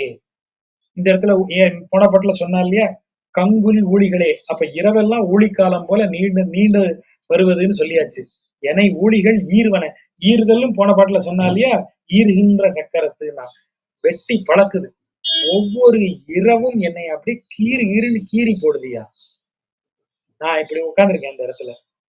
என்ன செய்ய முடியும்? பகலெல்லாம் அவன் சூரியன் வந்து சுட்டு எரிக்கிறான்னா, இரவெல்லாம் பனி நடுக்கம். உலகத்துல எங்க போயும் தப்பிக்க முடியாதபடி, இது எல்லாத்திற்கும் சரி பண்ண வேண்டிய விஷயம் நீ வந்து என் மேல் செலுத்தும் காதல். ஆனால் நான் உன்மேல் கொண்ட காதலை மட்டும் வைத்துக் கொண்டு இங்க உட்கார்ந்திருக்கிறேன். அது எனக்கு துன்பம் தருகிறது. இறைவனும் இறங்கணும் இல்ல. நான் மட்டும் பக்தி பண்ணிக்கிட்டே இருக்கேன். இறைவன் ஒரு கண்ணு இறங்க மாட்டானா? அப்ப நான் மட்டும் வைத்திருக்கும் காதல் எனக்கு என்ன தருகிறது? துணிவளர் காதலாக மாறுகிறது. துன்பம் தரும் காதலாக மாறுகிறது. அந்த காதலோடு நான் உன்னை எதிர்பார்த்து ஏங்கிட்டு இருக்கேனே. என்னை நீ வராத ஒவ்வொரு நொடியும் ஊழிக்காலம் போல என்னை அப்படியே கீறு கீறுன்னு கீறுது. என்னால இந்த துன்பத்தை அனுபவிக்க முடியல அப்படின்னு தலைவி புலம்புறான். இப்போ தலைவன் அதுக்கு பதில் சொல்றான். வேலும் அதாவது ஈர்வன ஈர்வன கிழித்தல், அதாவது சொன்னது பிளத்தல். வேலும் பகைவர்களை குத்தி பிளக்கிற வேல், ஈர்வன வேலும் அம் சேலும், அதான் அஞ்சேலும்னு வருது. அம் சேல், சேல் என்றால் மீன். கயல் பெரிய மீன், சேல் அதுக்கு கொஞ்சம் சின்ன சைஸ் மீன். அப்ப இந்த இடத்துல அஞ்சேல் அப்படின்னா அழகிய கெண்டை மீன், அந்த சேல் மீன். அந்த மீனும் என்ன செய்கிறது அப்படின்னா என்ன அர்த்தம்? உன்னுடைய அழகிய கண்கள் குத்தி பிளக்கக்கூடிய வேலை போன்றது. அது எதன் மேல வந்து பாயுது? மிளிர்ந்து என்றால் இந்த இடத்துல கண் பார்வையை சொல்றாரு. கண் பார்வை மிளிர்கிறது. யார் மேல? என் உயிர் மேல. என்னை நீ சும்மா பார்க்கல, என் உயிரை உருக்கும் அளவிற்கு, என் உயிரை பருகும் அளவிற்கு உன் கண் பார்வை என் மேல வந்து விழுது. அம்சேலும் ஈர்வன வேல் போல, அப்படி பொருள் எடுக்கணும். அழகிய உன் கண்கள் குத்தி பிளக்கிற கூர்மையான வேலை போன்றது. அது என் உயிர் மேல் மிளிர்ந்து, என் உயிர் மேல விழுந்து, சரி ஏதோ பார்த்த இந்த மட்டும் இப்படி ஆச்சு திரும்புவியான்னு பார்த்தா அப்படி இல்லை. அப்படியே பார்த்துக்கிட்டே இருக்கியே. இவையோ பேர்வனவோ அல்ல. கண் பார்வை திரும்ப மாட்டேங்குது. அப்படியே வேலால குத்தி, வேலை உருவ வேண்டாமா நீ அப்படியே வச்சிருக்கியே அப்படின்னு உயிர் மேல் விழுகிறதே. இப்படி உன் கண் பார்வை வந்து என்னை இப்படி வதைக்கிறது இருக்கே, அது மன்மதன் என் மேல் செலுத்தும் பானத்தை எல்லாம் தோற்கடிக்க கூடியது. மன்மதன் விடும் அம்பை தோற்கடிப்பது. தெய்வ நல்வேள் கனை பேர் ஒளியே சோர்வன, சோர்ந்து போயிரும். எது? தெய்வ நல்வேள். யாரு? தெய்வத்திற்கு பிறந்தவன், அதாவது விஷ்ணு நாராயணனுடைய மகன் தானே மன்மதன். ஆகவே தெய்வ நல்வேள் அப்படிங்கிறார். வேள் என்றால் மன்மதன். இதுக்கு அரசன், சிங்காரத்துக்கு அரசன், காதலுக்கு அரசன். அதனால வேள். அவனுடைய கனை மதவேள் அப்படின்னு சொல்றது. இங்க தெய்வ நல்வேள், தெய்வத்தினுடைய குழந்தையாக விளங்கக்கூடிய அவன் செலுத்தும் கனைய, அவற்றினுடைய பேர் ஒளியே, அவற்றினுடைய பெரிய ஒளி என்றால் என்ன அர்த்தம்? அவற்றின் அவை செய்யக்கூடிய துன்பத்தை விட, மன்மதன் செய்யும் துன்பத்தை விட உன் கண் பார்வை பிரமாதமா இருக்கு ஐயா. மன்மதனுடைய பானத்தை தோக்கடிச்சிரும் போல. நல்வேள் கனை பேரொழியே சோர்வன, சோர்ந்து போயிடும். உன் கண்ணு எப்பேற்பட்ட கண்ணு தெரியுமா? நீல சுடர்விடும் மேனி அம்மான், நீல நிற ரத்தினம் எப்படி ஒளி வீசுமோ அதை போல ஒளி வீசும் உடல் கொண்ட அம்மான். அம்மான்னா அன்பிற்குரிய தலைவன். யாரு? நாராயணன். அவனுடைய விசும்பு ஊர், விசும்பு என்றால் வானில் மேல் இருப்பது. விசும்பு ஊர் எது? விண்ணாடு, பரமபதம். நீலச் சுடர்விடும் மேனி அம்மான், அவன் இருக்கக்கூடிய பரமபதம். தேர்வன தெய்வம், அந்த பரமபதத்தில் அனைவரையும் தேர்விக்கும் தெய்வமென விற்றிருக்கும்பது யாரு? தாயார். தாயார் சொல்லிதான் அங்க அட்மிஷன் போடுவாரு பெருமாள். பெருமாள் தான் அட்மிஷன் போட முடியும். ஆனா தாயார் சொல்லணும். தாயார் கடைக்கண் காட்டிவிட்டால், தாயார் கருணை காட்டிவிட்டால் பெருமாள் நோ சொல்லவே முடியாது. அப்படி ஒண்ணு. அதனாலதான் அவர் சொல்றாரு, விசும்பு ஊர் தேர்வன தெய்வம் அந்நீர கண்ணோ, அதை போல உனது கண், பிராட்டியினுடைய கண் பிராட்டி கண்களால் ஓரக்கண்ணால் அப்படி பாக்குறா பக்தனை. ஆஹா, நம்ம பையனா இருக்கானே, அவ்வளவுதான். அந்த கண் பார்வை போதும். பெருமாள் அதை புரிஞ்சுப்பார். ஓஹோ, இவனுக்கு சீட்டு போட சொல்றா, மேடம் என்ன செய்வோம், உடனே ஒரு சீட்டு போட்டு மேடம் இம்ப்ரெஸ் பண்ணுவோம் அவன் சொல்றதுக்கு முன்னாடியேன்னு சொல்லி பெருமாள் இம்மீடியட்டா எப்ப உனக்கு சீட்டு கிராண்டட், சாங்ஷன்ட்னு சொல்லிடுவாரு. அப்படிப்பட்ட கண்களை உடையவள், அவ்வளவு கருணை மிக்கவள். அவள் பார்வைக்கு எப்படி சொன்னாரு, போன முதல்ல எப்படி ஆரம்பிச்சாரு, ஈர்வன வேலும் அம்சேலும் உயிர்மேல் மிளிர்ந்து இவையோ பேர்வன, எப்படி சொன்னாரு, என் உயிரை உறிஞ்சக்கூடிய கூர்மையான வேலை போல உன் கண்கள் பாய்ந்து வருகிறதுன்னு சொல்லிட்டு அடுத்த வரியில என்ன சொல்றாரு, அந்த கண் பார்வை எனக்கு விண்ணாட்டில் இடம் தரக்கூடிய தெய்வத்தின் கண் பார்வையை ஒத்தது. அந்த பார்வையில இருக்கிற அந்த இது என்னை எப்படி வாழ வைக்கும்னு சொல்ற தாயாரின் பார்வை. பொண்டாட்டி மறைக்கிறான், எதுக்கு மறைக்கிறா, நம்ம நல்லா இருக்கிறதுக்கு தான் மறைக்கிறான். தாயாரினுடைய பார்வை அப்படிப்பட்ட பார்வை. அதுதான் ஆனா முதல்ல சொல்லும்போது முறைக்கிறான்னு தான் நமக்கு தோணும். அதுதான் இந்த இடத்துல அந்த பாரு, இந்த மேல உள்ள வரிய பாருங்க, ஈர்வனவேலும் அம்சேலும் உயிர்மேல் மிளிர்ந்து இவையோ சோர்வன அல்ல, சாரி பேர்வனவோ அல்ல. வேற எங்கேயும் பார்க்காம இங்கேயே அப்படி பார்த்து முறைச்சுக்கிட்டே இருக்கா, என் உயிரையே குத்துது. அப்படி சொன்ன நீ அடுத்த வரியில என்ன சொல்ற, நீலச் சுடர்விடும் மேனி அம்மான் விசும்பு ஊர் தேர்வன தெய்வம் அந்நீர கண்ணோ, அப்படிப்பட்ட தெய்வத்தினுடைய கண்களை ஒத்ததல்லவா உன் கண்கள், இச்செழுங்கயலே, இந்த கயல் போன்ற கண்கள் அதை ஒத்ததல்லவா அப்படின்னு. அப்படின்னு என்ன அர்த்தம், அவன் எப்படி நினைச்சுக்கிட்டு இருக்கான் அவளைன்னு சொல்றான். பெருமாளுக்கு தாயார் எப்படியோ அப்படித்தாமா நான் உன்னை நினைச்சுக்கிட்டு இருக்கேன் அப்படின்னு தலைவியின் அழக சொல்றான். அப்ப இந்த இடத்துல நல்லா கவனிச்சு பாருங்க, தலைவியை தலைவன் ஏற்கும் இடம் எப்படிப்பட்ட இடமாக இருக்கிறது. அப்படியே இதை இவங்க பாகவதர் ஆழ்வாருங்கெல்லாம் சும்மா போட்டு கொஞ்சம் மாத்தி மாத்தி சொல்லி பாக்குறாங்க. பெரும் பொருளே அதுக்கு அவ்வளவு அழகா இருக்கும். அந்த அந்த அந்த வார்த்தையில இருக்கிற அழகே நமக்கு அந்த பொருளை சொல்லிடும். அதாவது தலைவியினுடைய அழகு என்பது என்ன, பக்தனுடைய பக்திக்கு இறைவன் கட்டுப்பட்டவன் நம்ம எப்போதும் சொல்லிக்கிட்டே இருக்கோம் இல்லையா. இறைவன் பக்திக்கு கட்டுப்பட்டவன். விட்டல் விட்டலன் கோயில் மகாராஷ்டிரால பண்டரிபுரத்துல ரொம்ப பிரபலம். பாண்டுரங்கன் அவன் எங்க நிக்கிறான், ஒரு செங்கல் மேல நிக்கிறானா. ஏன் செங்கல் மேல நிக்கிற, அவனுடைய பக்தனை பார்க்க வரான். பக்தன் ஒரு வேலையில இருக்கான். என்ன வேலை, தம் தாயாருக்கும் தந்தைக்கும் சேவை செய்து கொண்டிருக்கிறான். செய்து கொண்டிருக்கும் போது கிருஷ்ணன் வராது. எப்பா வா, நான் நீ ரொம்ப நாளா என்னை தேடி பாடிட்டு இருந்தியே, இந்த வந்துட்டேன் வா, உன்னை கூட்டு போறேன். மிஸ்டர் கிருஷ்ணன் கொஞ்சம் வெயிட் பண்ணுங்கன்றான். யாரு, பக்தன். இப்படி எங்கேயாவது நடக்குமா, வெயிட் பண்றான் கிருஷ்ணன். எதுக்கு, ஐயோ என்னையா நீ எப்பேற்பட்டாலும் இவன் சொன்னான்னு காத்துக்கிட்டு இருக்க, எவ்வாறு நிக்க கூட இடம் இல்லப்பா, கீழெல்லாம் தண்ணியா இருக்கு, என்னவோ தெரியல மழை பெஞ்சிருக்கு, சென்னை ரோடு மாதிரி இருக்கே அந்த இடம், கால் வைக்க முடியலையே. அப்படியா, இரு, அதுல ஒரு 2 செங்கல் எடுத்து அந்த பக்கம் போடுறான், அது மேல ஏறி நில்லு, காலில் தண்ணி வராது, கொஞ்சம் இரு, எங்க அம்மா அப்பாவுக்கு செய்யறதெல்லாம் செஞ்சுட்டு உன்னை பாக்குறேன். கிருஷ்ணன் நிக்கிறான், இப்ப வரைக்கும் நிக்கிறான். செங்கல் மேல் இருக்கும் பாண்டுரங்கன், அப்படிதான் கதை. எப்படி இறைவன் இப்படி நிக்கிறான், ஒவ்வொருத்தருக்கும் ஒவ்வொரு வேலை செஞ்சிருக்கானே. அடி வாங்கியிருக்கான் ஒருத்தருக்காக, பிட்டுக்கு மண் சுமந்து அடி வாங்கியிருக்கான் பக்தருக்காக. ஏன் இதெல்லாம் செய்யறான், பக்தரின் கண் பார்வையில, எப்படி இந்த பெண்ணின் கண் பார்வையில மயங்கி போய் தலைவன் இருக்கிறானோ, எப்படி இந்த பெண்ணின் கண் பார்வை தான் எனக்கு நிரந்தர மகிழ்ச்சியை தரக்கூடியதுன்னு சொல்லிட்டு இருக்கானோ, அத மாதிரி இறைவனும் பக்திக்கு கட்டுப்பட்டவனாக, பக்தியால் என்ன சொல்றது, அந்த பக்தியின் மேல் அவனுக்கு ஒரு தன்மேல் வைத்த பக்திக்கு அவன் பதில் சொல்லி ஆக வேண்டிய கடமையில் அவன் இருக்கிறான். அதுதான் இந்த இடத்துல வரக்கூடிய தோழி. தலைவனை பத்தி, தலைவன் தலைவியை பத்தி சொல்வது எல்லாமே அந்த பொருள்ல நம்ம எடுத்தோம்னா சரியா இருக்கும். இப்ப தலைவி, தோழிக்கு தலைவனுடைய எண்ணம் புரிஞ்சிருச்சு.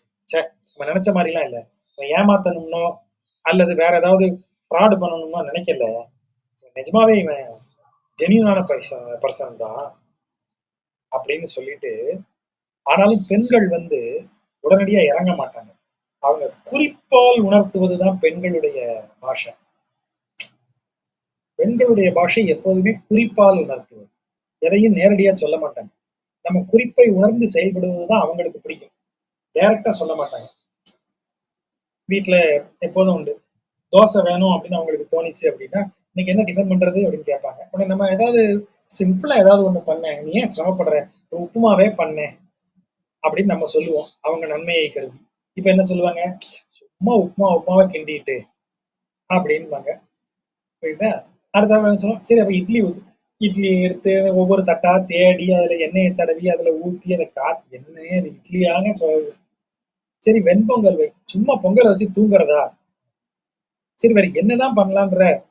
சரி நீங்களே சொல்லுங்க. உடனே நம்ம வேற வழி இல்லை, எல்லாம் சொல்லிட்டோம், எது பாக்கி இருக்கு? தோசை வேணாம் ஊத்துறியா? சரி, நீங்க கேக்குறீங்க, நான் தோசை ஊத்துறேன். அவங்களுக்கு தான் தோசை வேணும். ஆனா அது யார் சொல்லி வந்ததா இருக்கணும், நம்ம சொல்லி வந்ததா இருக்கணும். அந்த குறிப்பால உணர்த்தக்கூடிய செயல்கள் தான் பெண்களுடைய பேச்சு. பெண்களின் பேச்சு அந்த குறிப்பால் உணர்த்துவது மட்டுமே. அது ரொம்ப சுவாரஸ்யமான ஒண்ணு. அவங்க வந்து இது இப்போ வந்து நம்ம ஜென்ஸ் பேசுறதா இருந்தா A B C D E F G ஹெச்னு ஆரம்பிச்சு இசட் வரைக்கும் போகும். அவங்க அப்படி இல்லை, சி டி எல் ஏ இந்த வரிசையில பேசுவாங்க. எல்லாமே ஜம்பிளாயி வரும். நமக்கு மேஸ் மாதிரி இருக்கும், ஸ்ட்ரைட்டா இருக்காது. அது அவங்களுடைய மனம் செயல்படும் விதம். இப்போ தலைவிக்கு தலைவன் நல்லவன் தெரிஞ்சு போச்சு இல்லையா? ஆனா எப்படி அவ பதில் சொல்றான்னு பாருங்க. நும் கண்கள் கயலோ என்று களிறு வினவி நிற்றீர். யோ, எங்களை எப்படியா வந்து பார்த்த? யானைய தேடி, அதாவது பெரிய வேடன், யானைய வேட்டையாடக்கூடிய பெரிய ஆளு.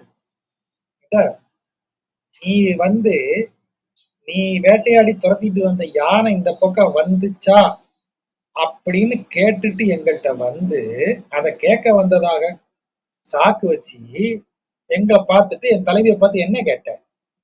கயலோ நும் கண்கள், உன் கண்கள் என்ன மீன்களா அப்படின்னு கேட்டியே. நீ எதுக்கு வந்த? யானையை தேடிதானே வந்த, அப்படித்தானே சொன்னேன். இப்ப யானையை பத்தி தானே விசாரிக்கணும். அங்க என்ன கண்ணு மீனோன்னு ஏன் விசாரிச்சுக்கிட்டு இருக்க? அயலோர் அருகிலும் இது என்ன வார்த்தை? யாருக்கா அயலோர் சுற்றி இருப்பவர்கள் யாருக்காவது தெரிஞ்சதுன்னா என்ன நினைப்பாங்க? அவங்களுக்கெல்லாம் இந்த வார்த்தைக்கு என்ன பொருள் எடுப்பாங்க? அவர் இன்னும் எவனோ ஒரு ஆம்பளை வந்து அழகா புகழ்றான், அந்த பொண்ணு நின்றுகிட்டு இருக்குன்னு சொல்ல மாட்டாங்க. அயலோர் அருகிலும் இது என்ன வார்த்தை, என்ன வார்த்தை பேசுற நீ சொல்லிட்டு அடுத்தவைய பாருங்க. இந்த இடத்துல ஒரு நுட்பம் வச்சிருக்காரு பாருங்க. அதுதான் லேடிஸோட குறிப்பு. இப்ப இது அப்படியே கலோக்கியல் தமிழ்ல மாத்துவோம். நீங்க யானையை தேடி வந்து நீங்க வந்து கண்ணை வர்ணிச்சுட்டு உட்காந்துருக்கீங்களே, மத்தவங்க எல்லாம் பார்த்தா என்ன நினைப்பாங்க? யாரு பார்த்தா? மத்தவங்க பார்த்தா. அப்ப இப்ப இவன் யாரு? நம்மாடு. நாமெல்லாம் ஒண்ணு, மத்தவங்க. எப்படி இந்த டிஃபரன்ஸ் இங்க இருந்து வருது? மத்தவங்க ஊரார் பார்த்தால் அப்படி சொல்லலாம்ல நீ. என் உற்றார் பார்த்தால் என்ன சொல்லுவாங்க, நீ தப்பா சொல்லுவாங்க, உற்றோர் அருகிலும் இதென்ன வார்த்தை சொல்லலாமே. பெற்றோர் அருகிலும் இதென்ன வார்த்தை, எங்க அம்மா அப்பாவுக்கு தெரிஞ்ச தகராறு ஆயிராதாயா சொல்லலாமே. என்ன வார்த்தை போட்ட? அயலார். அது என்ன அயலோர்? அயலோருக்கு எதிர்ப்பதம் என்ன? நம்மவர். அயலவர் நம்மவர். வெளிநாட்டுக்காரன் உள்நாட்டுக்காரன். வெளிநாட்டுக்காரங்களுக்கு தெரிஞ்சா என்ன ஆகும்? அப்ப நம்ம எல்லாம் உள்நாட்டுக்காரங்க, நம்ம எல்லாம் ஒண்ணுங்கிற எண்ணம் வந்தாச்சு. அப்ப அதுதான் குறிப்பு.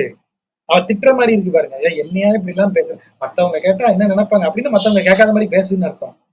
அயலோர் அருகிலும் இதென்ன வார்த்தை? கடல் கவர்ந்த புயலோடும், வார்த்தையை கவனிங்க. கடல் கவர்ந்த புயல், புயல்னா மேகம். மேகம் கடலை கவர்ந்தது. நீ புயல் மாதிரி வந்த, அந்த வேட்டை யானை வேட்டைன்னு சொல்லி இப்படி வந்த வேகத்துல கடல் போல் ஆழமான மனம் கொண்ட என் தலைவியினுடைய உள்ளத்தை கவர்ந்து விட்டாய். கடல் கவர்ந்த புயலோடு உலாம் கொண்டல், அப்படி உலாவும் மேகம் கடலை, அதாவது புயலோடு உலாம் கொண்டல், கொண்டல்னா காற்று. கடலில் இருக்கிற நீரையெல்லாம் உறிஞ்சி எடுத்துக்கொண்ட மேகத்தை திரட்டி கொண்டு வரும் காற்று. கடல் கவர்ந்த புயலோடு உலாவும், உலாவும் தான் இடைக்குறைன்னு சொல்லுவாங்க. இதை ஒரு எழுத்த குறைச்சிட்டாங்க இடையில.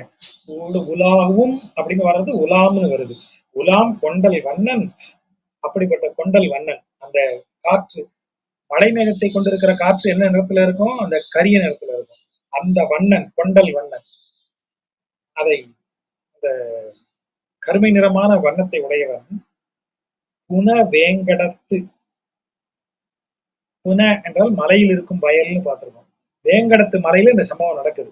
அந்த வேங்கடத்து வயல்கள்ல கொல்லை காக்கின்ற நாளும் பல பலவே. நாங்க கொல்லைய காத்துக்கிட்டு, அதாவது என்ன செஞ்சுட்டு இருக்கோம், திணை பயிர் போட்டிருக்காங்க, அதை நாங்க வேற எதுவும் மேயாம காவல் காத்துக்கிட்டு நிக்கிறோம். எப்படி நிக்கிறோம், பல பலவே பல நாட்கள் தொடர்ந்து நிக்கிறோம் நாங்க. அப்ப அந்த காலத்துல எப்படி பயிர் பண்ணுவாங்க, இப்ப வரைக்கும் அந்த ட்ரைபிள் அந்த மெத்தட் உண்டு. ட்ரைபிள் யாருக்கும் தனியா நிலம் கிடையாது. ஒரு ஒரு நிலம், ஒரு இடம், ஒரு ஒரு சீசனுக்கு ஒரு இடத்த அவங்க பயிர் பண்ணுவாங்க.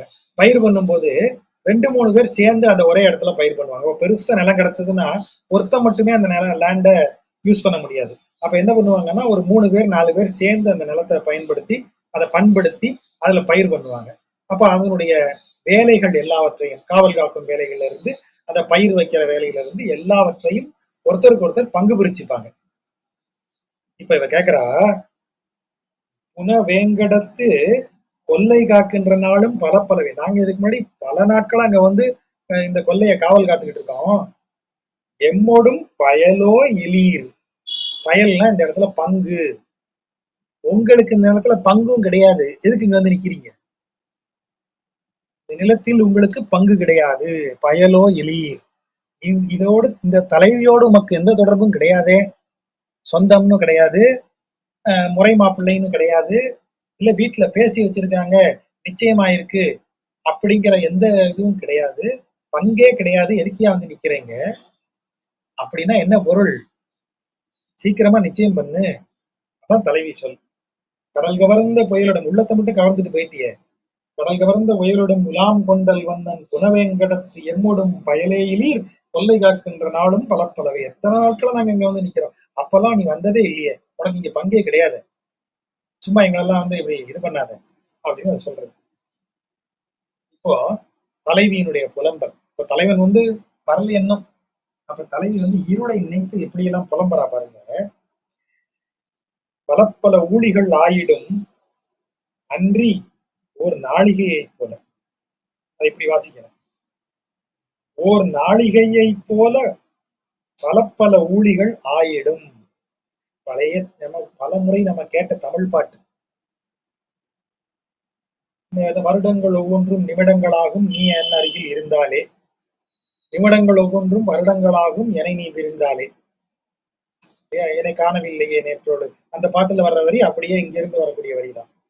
ஒரு நாளிகையை பல பல ஊழிகள் ஆயிடும். ஒரு நாளிகை என்பது பல பல ஊழிக்காலம் போல எனக்கு நீடிக்கும். எப்போ, நீ அருகில இல்லாதப்போ. சரி, நீ அருகில வந்தா ஒரு நாளிகையை பல பல கூறிட்ட கூறு ஆயிரம். ஒரு நாளிகையை துண்டு துண்டா பிரி, 1 மணி நேரத்தை நிமிஷமா பிரி, நிமிஷத்தை நொடியா பிரி, அந்த நொடி ஓடி போற மாதிரி ஓடி போயிடும். எப்போ, நீ அருகில இருக்கும்போது. நாளிகையை நடுவுல வச்சு முன்னையும் பின்னையுமா அதை வாசிச்சு பாருங்க. நாளிகை பல பல ஊழிகள் ஆயிடும் அன்றி, நீ இல்லாத போது. நீ இருக்கும்போது நாளிகை பல பல கூறிட்ட கூறு ஆயிடும். ஒரு நொடிப்பொழுது போல நீ இருந்தனா நாளிகை ஓடி போயிருது. கண்ணன் விண் அணையாய். இப்ப இந்த வார்த்தையை பாருங்க, தலைவி சொல்றா. இப்ப பரமபதத்தை ஒத்தவனே, பல பல நாள் அன்பர். அன்பர்னா இங்க தலைவர், அன்பு கொண்ட தலைவர். அவன் கூடினாலும் நீங்கிலும், அவன் பிரிந்தாலும் யாம் மெலிதும், நான் மெலிஞ்சு போவேன். அவன் கூடயே இருக்கான்னு வச்சுக்க, சரியா சாப்பிடாம அந்த மகிழ்ச்சி அப்படியே நிறைந்து, அதே நேரத்துல அவன் பிரிஞ்சு போயிடுவானே, அடுத்து மழைக்காலம் முடிஞ்ச உடனே பிரிஞ்சு போயிடுவானே அப்படின்னு நினைச்சு மெலிஞ்சிருவேன். அவன் பிரிஞ்சு போன உடனே ஐயோ பிரிஞ்சு போயிட்டானேன்னு மெலிஞ்சிருவேன். அன்பர் கூடிலும் நீங்கிலும் யாம் மெலிதும், நான் அப்படி ஆயிடுவேன். இந்த இரவுதான் எப்படிப்பட்டது, அவன் இருக்கும்போது இனிமையாக இருக்கிற இரவு, அவன் இல்லாத போது வதை கொடுமையாக இருக்கிறது. அதை எப்படி சொல்றார், பல பல சூழல் உடைத்து. வெவ்வேறு சூழல் இந்த ஒரே இரவுக்குள்ள இருக்க. இந்த இரவு தானே அவன் இருக்கும்போது இனிமையா இருந்தது, இதே இரவு இப்ப எனக்கு எப்படி இருக்கு, கொடுமையாக இருக்கிறது. ஐயோ, இப்பாய் இருளே, பாய்னா பரந்த, பரந்த இருளே வாழி, நீ நல்லா இரு. திட்டுறதுதான். திட்டும்போது கூட நல்ல வார்த்தையை சொல்லி திட்டுறாங்க. நல்லா இருடே, நல்லா இரு, ஏமாத்திட்டுல நீய நல்லா இருப்ப, அப்படி சொல்ற வார்த்தை. அம்மா பாயிருளையே வாழி, இந்த இருள் வாழ்க, என்னை இவ்வளவு துன்பப்படுத்துது அப்படின்னு சொல்றாங்க. அடுத்த பாட்டு வந்து உலக இலக்கியங்கள் எல்லாவற்றிலுமே உண்டு.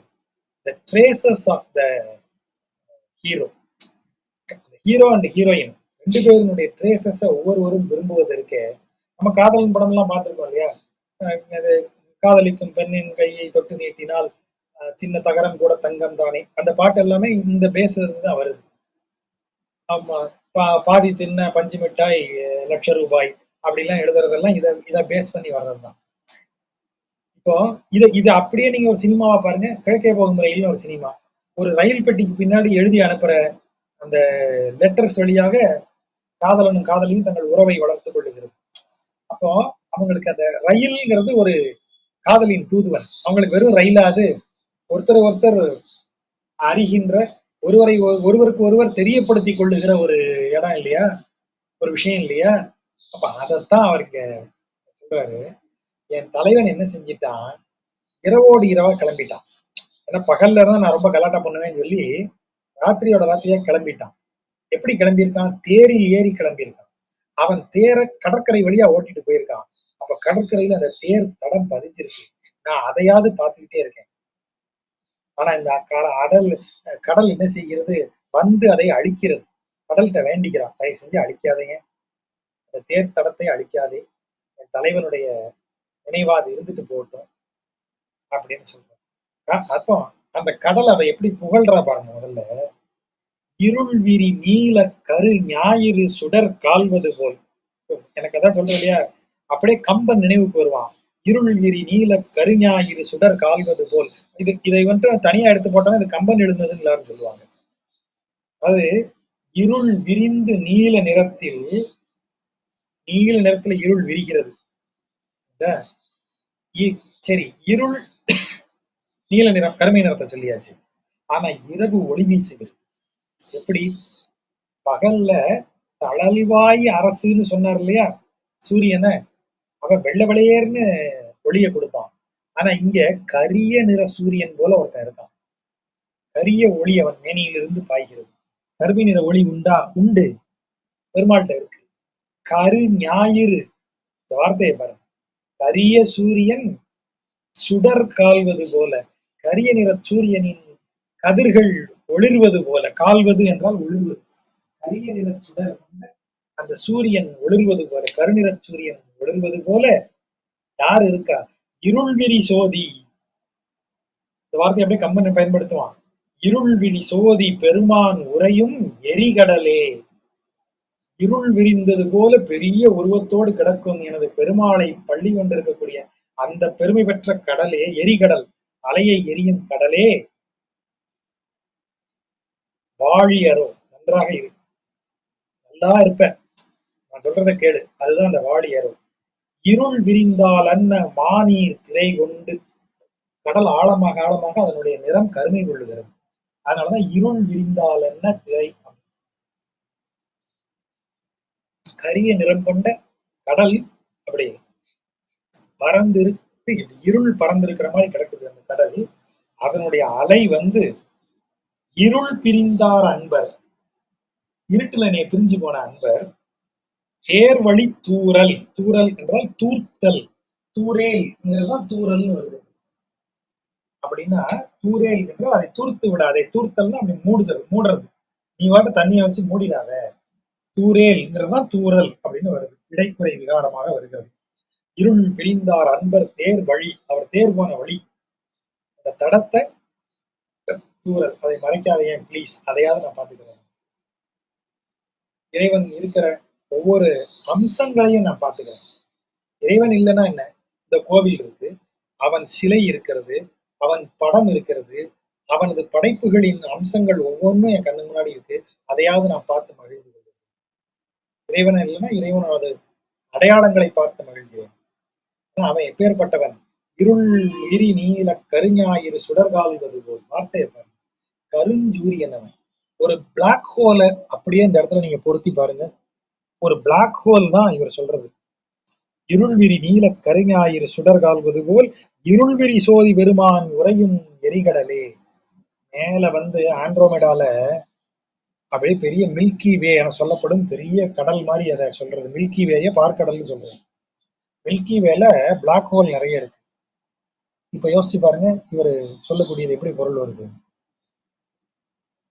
அந்த வழியையாவது எனக்கு சொல்லு, அந்த வழியை மறைச்சிடாத அப்படின்னு. அடுத்த பாட்டு இன்னும் பிரமாதமான வரி.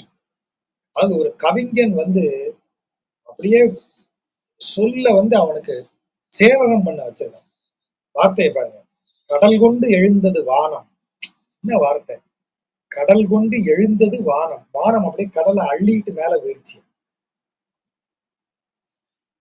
அன்றி அல்ல அல்லது அவ்வானத்தை சென்று கடல் கொண்டு ஒளிந்த அதனால்.